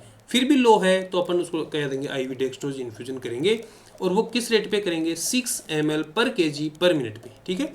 और अगर बच्चा एसिम्टोमेटिक है और उसका ब्लड शुगर लेस देन 20 पहले से ही है, लेस देन 20 है, तो डायरेक्ट अपन क्या देंगे उसको? डायरेक्ट अपन क्या देंगे उसको? IV डेक्सट्रोज इन्फ्यूजन करेंगे। कितने ml पे? 6 ml पर kg पर मिनट के हिसाब से, ठीक है। ये कंडीशन हो गई जब बच्चा एसिम्टोमेटिक है। अगर बच्चा सिम्टोमेटिक है, बच्चे में सिम्टम्स है, तो अपन उसको क्या देंगे? IV डेक्सट्रोज बोलस देंगे, IV डेक्सट्रोज बोलस देंगे सिंगल। और इसकी जो फ्लो रेट रहेगी वो होगी 2 ml पर kg। और क्या देंगे? 10% डेक्सट्रोज देंगे 2 ml पर kg के हिसाब से अपन उसको देंगे, ठीक है ना। और अगर बच्चा ये सेम का होता तो सेम में देते हैं 5 ml पर kg के हिसाब से, और क्या देते हैं? 10% डेक्सट्रोज। तो ये फ्लो रेट इसके वेरी वेरी इंपॉर्टेंट है, इससे ही क्वेश्चन आएगा। अगर बच्चा एसिम्टोमेटिक है और उसमें अगर शुगर 2245 है, तो जो रेट है वो है 6 ml पर kg पर मिनट के हिसाब से। अगर बच्चे की शुगर लेस देन 20 है, तो भी 60 ml पर kg पर 6 ml पर kg पर मिनट के हिसाब से। अगर बच्चा सिम्टोमेटिक है, तो IV डेक्सट्रोज बोलस देना है 2 ml पर kg के हिसाब से 10% डेक्सट्रोज देना है, ठीक है, ये हो गया। और अगर सेम का है तो 5 ml पर kg हिसाब से इसको देना है 10% डेक्सट्रोज, ठीक है। अब एक होता है, और फिर जो इसे देने के बाद इन्फ्यूजन रेट ये होती है इसकी। फिर एक होता है परसिस्टेंट हाइपोग्लाइसीमिया। परसिस्टेंट हाइपोग्लाइसीमिया का मतलब ये होता है कि बच्चे को 7 या 7 से ज़्यादा दिन की क्या है? नीड है किसकी? इन्फ्यूजन की, ठीक है ना। तो इसमें जो डेक्सट्रोज रेट है वो होती है 12 mg पर kg पर मिनट, ठीक है ना। ये क्वेश्चन आया हुआ था नोट सेट का कि परसिस्टेंट हाइपोग्लाइसीमिया में जो फ्लो रेट है वो क्या होती है? 12 mg पर kg पर मिनट के हिसाब से होती है, ठीक है। और इसकी जो परसिस्टेंट की इसकी DOC क्या है? इसकी DOC की बात करें, अपन बात करें तो वो है हाइड्रोकोर्टिकोसोन क्या है? इसकी DOC है, ठीक है ना, ये हो गया, ठीक है, ये हो गया। अब नेक्स्ट टॉपिक है ब्रेस्ट फीडिंग। क्या है? ब्रेस्ट फीडिंग, ठीक है। तो ब्रेस्ट फीडिंग की अपन बात करें तो EBF क्या होता है?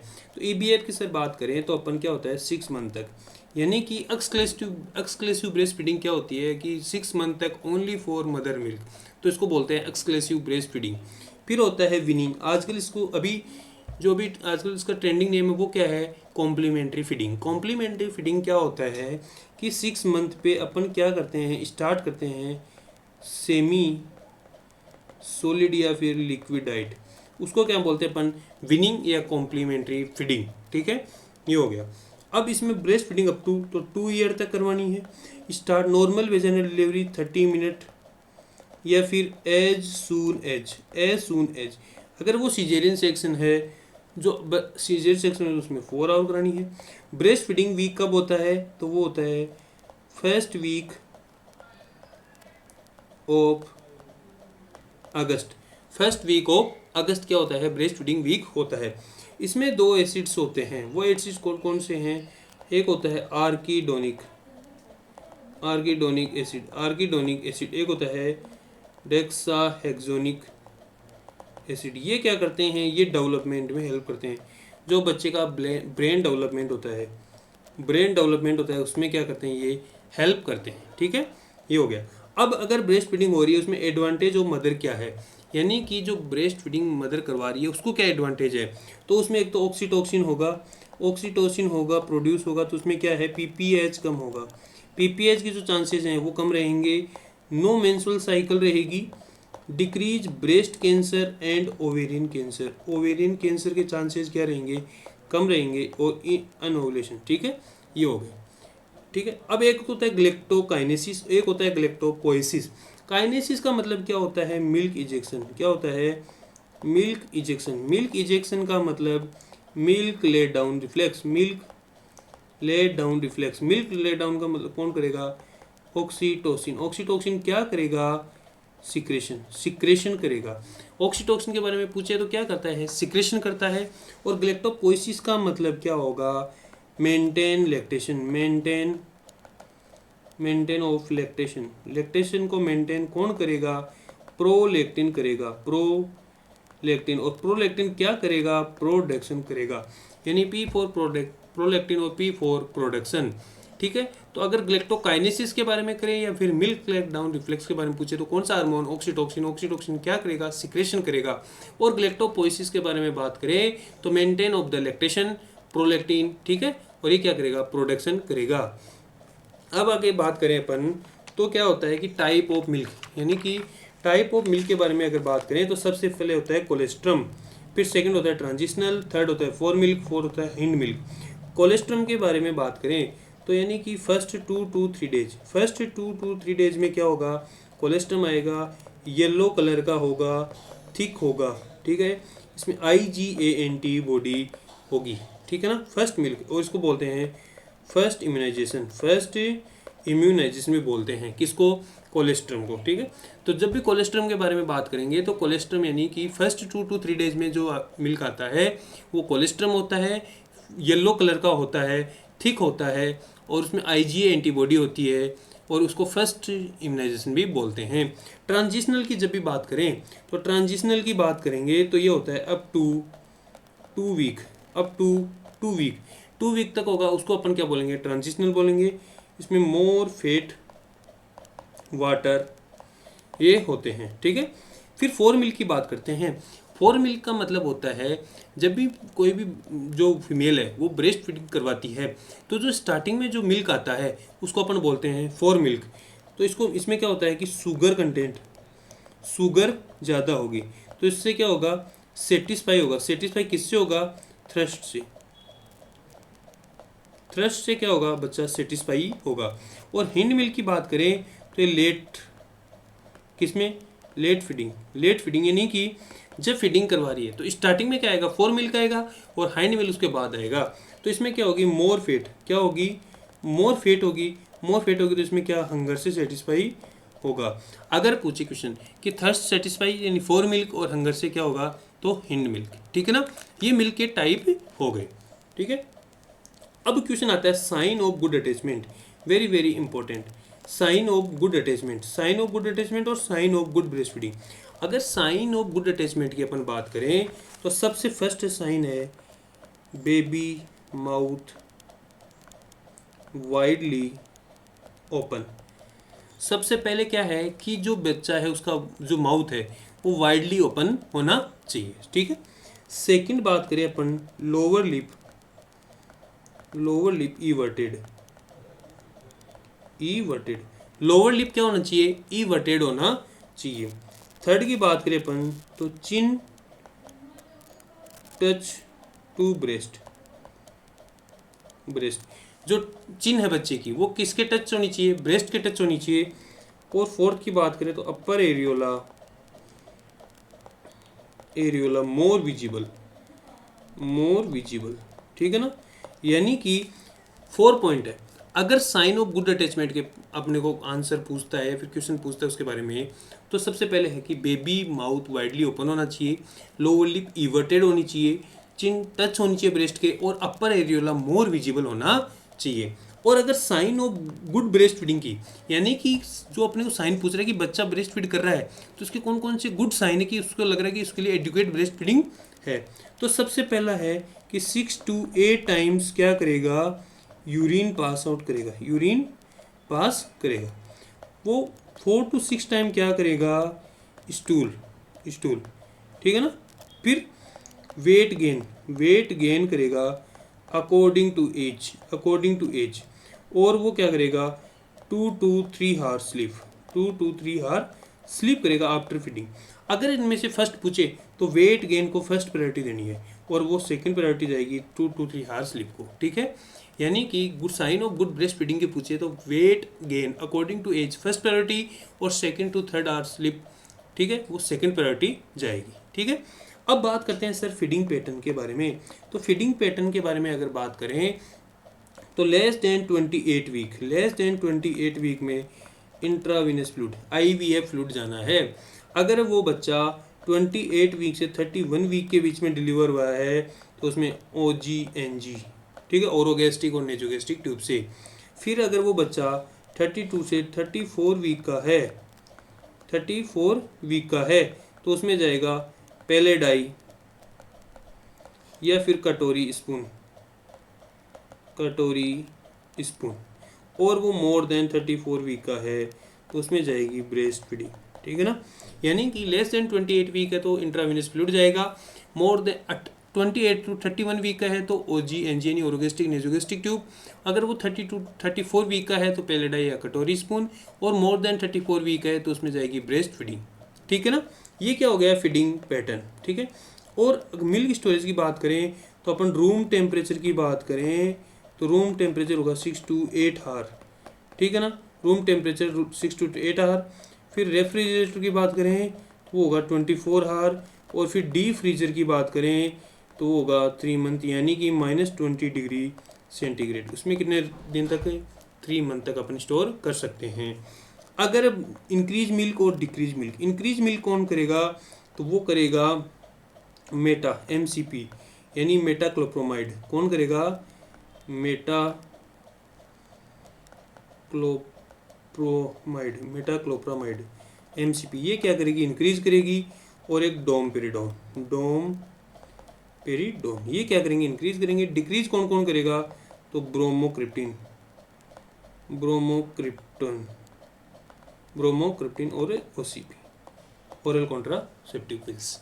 ये क्या करेगी, डिक्रीज मिल करेगी। एक क्वेश्चन था निपल कन्फ्यूजन, ये PYQ। निपल कन्फ्यूजन की अपन बात करें तो निपल कन्फ्यूजन कब होगा, जब बच्चा बोतल फीड से कहाँ जाएगा, ब्रेस्ट फीडिंग पे, ठीक है। तो ये क्या होगा, निपल कन्फ्यूजन, यानी कि बोतल फीडिंग कर रहा है उससे ब्रेस्ट फीडिंग पे जाएगा, तो ये क्या होगा, निपल कन्फ्यूजन, ठीक है ना।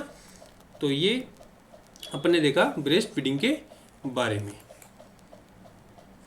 ठीक है, ये हो गया। अब बात करते हैं बर्थ एस्फिक्सिया के बारे में। बर्थ एस्फिक्सिया क्या होता है, इसका दूसरा नाम है HIE यानी कि हाइपोक्सिक इस्चेमिक एनसिफेलोपैथी।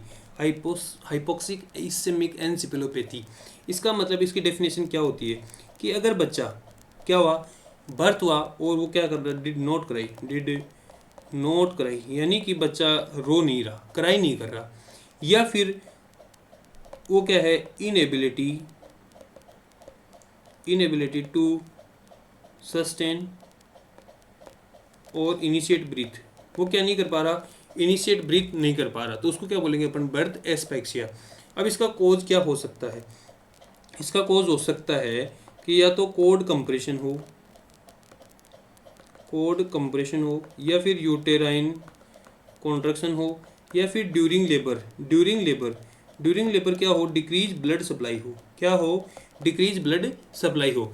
तो ये क्या हो सकते हैं, उसके कोज हो सकते हैं। जो इसका क्लिनिकल फीचर है उसमें क्या हो सकता है, सीजर हो सकता है, हाइपोटोनिया, ठीक है, ये हो सकते हैं। अब इसकी क्या स्टेज है, और ये स्टेज दी किसने, सार्नेट एंड ये क्या है, इसने क्या दी, स्टेज दी, ठीक है ना।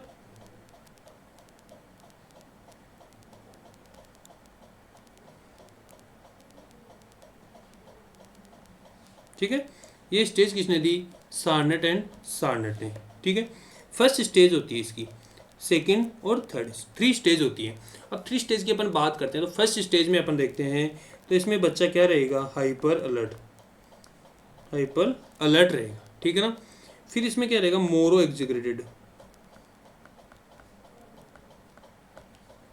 रिफ्लेक्स एग्जीक्रेटेड रहेगा, ठीक है। और मिड्रियासिस, यानी कि फर्स्ट स्टेप के अपने को स्टेज की 3 पॉइंट याद रखने, हाइपर अलर्ट, मिड्रियासिस और मोरो एग्जीक्रेटेड रहेगा। सेकंड स्टेज की अपन अगर बात करें तो इसमें क्या, सीजर प्रेजेंट रहेगा और मियोसिस रहेगा, ठीक है। और थर्ड स्टेज की अपन बात करें तो अब्सेंट मोरो, ठीक है। तो ये 3 जो स्टेज, इनमें कुछ पॉइंट याद रखने हैं। फर्स्ट में हाइपर अलर्ट, मोरो एग्जीक्रेटेड रहेगा और मिड्रियासिस। सेकंड में क्या रहेगा, सीजर प्रेजेंट रहेगा, मियोसिस होगा, और थर्ड में क्या होगा, अब्सेंट मोरो। तो वही क्वेश्चन पूछेगा, कौन से स्टेज में बर्थ एस्पेक्सिया की स्टेज है, उसमें कौन से में अब्सेंट मोरो, यानी कि थर्ड स्टेज में, मोरो एग्जीक्रेटेड में फर्स्ट में, और सीजर प्रेजेंट किसमें, सेकंड में, ठीक है। तो ये हो गया। अब इसमें इन्वेस्टिगेशन देखते हैं, तो वो है MRI। क्या है, MRI। और इसके ट्रीटमेंट की अपन बात करें तो इसमें होती है फिनोबार्बिटोन,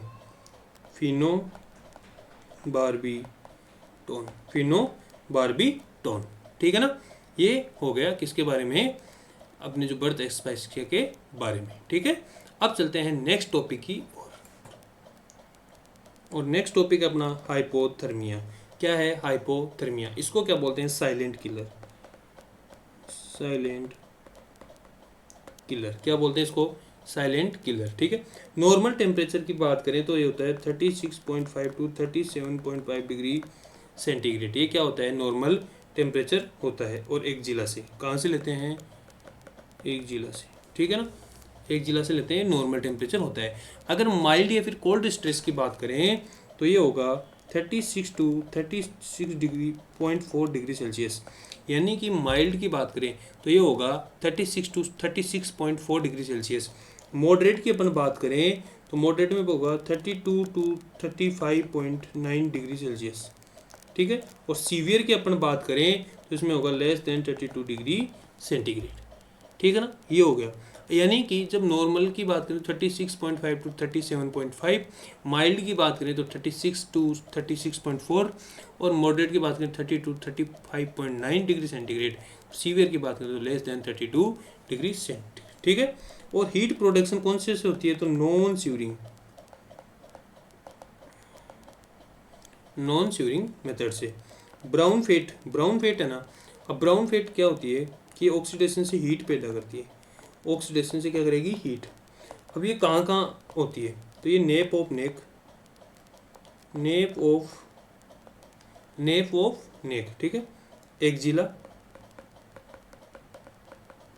किडनी और बिटवीन स्केपुला और एड्रिनल। अब ये होती कहाँ नहीं है, यानी कि एक्सेप्ट, तो ये मिजेंट्री। ये क्वेश्चन UPSC ESIC, ठीक है ना। तो ब्राउन फैट कहाँ नहीं होती, मिजेंट्री पे नहीं होती, कहाँ होती, नेप ऑफ नेक होती है, एक्जिला होती है, किडनी होती है, एड्रिनल होती है, और बिटवीन स्केपुला होती है, ठीक है। ये हो गया। अब बच्चा मोर प्रोन क्यों रहता है, हीट के लिए, तो इसमें क्या होता है, large surface area first. Second, loss of subcutaneous fat का लॉस होता है, और चेंज टेम्परेचर यानी loss of surface area, large surface area, loss of the subcutaneous fat होती है, और चेंज टेम्परेचर। ठीक है, इसकी वजह से। अब मेथड में क्या होता है, तो मेथड में सबसे पहले आता है इवापोरेशन, फिर आता है कंडक्शन। इवापोरेशन की अपन बात करें तो ये 22% होता है, 22% होता है। इसमें क्या होता है कि वेट सरफेस, ठीक है। तो इसका ट्रीटमेंट क्या होता है कि dry the baby immediate dry after bath. यानी कि इवापोरेशन की बात करें तो 22% होता है, वेट सरफेस से होता है। जब भी बच्चे को, अब क्या इसका ट्रीटमेंट क्या होगा, ड्राई द बेबी और immediate dry the after birth. वो क्वेश्चन ऐसे पूछेगा कि बेबी है उसको ड्राई किया है तुरंत बात के बाद में, तो कौन सा है, तो इवापोरेशन। ठीक है। कंडक्शन की बात करें, कंडक्शन क्या होता है, 3% होता है। कितना, 3% होगा। अब इसमें क्या है, डायरेक्ट कॉन्टेक्ट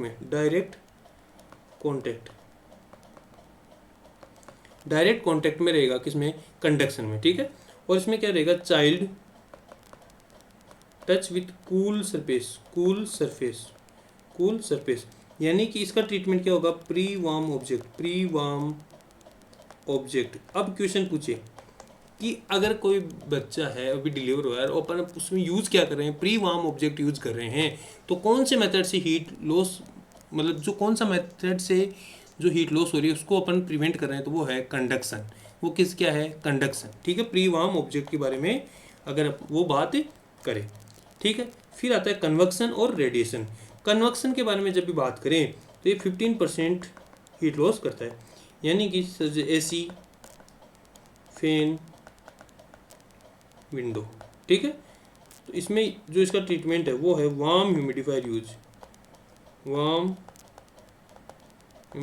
O2। ठीक है, वार्म एनवायरनमेंट, यानी कि अगर वो क्वेश्चन पूछे कि बच्चा है कोई, मतलब विंडो के पास है, एसी ऑन है या फिर फैन ऑन है, तो उसमें कौन सा आएगा, कन्वक्शन। और फिर रेडिएशन की बारे में बात करें तो मैक्सिमम ये होती है 60%। और इसमें क्या होगा कि नो डायरेक्ट टच, इसमें डायरेक्ट टच नहीं होता।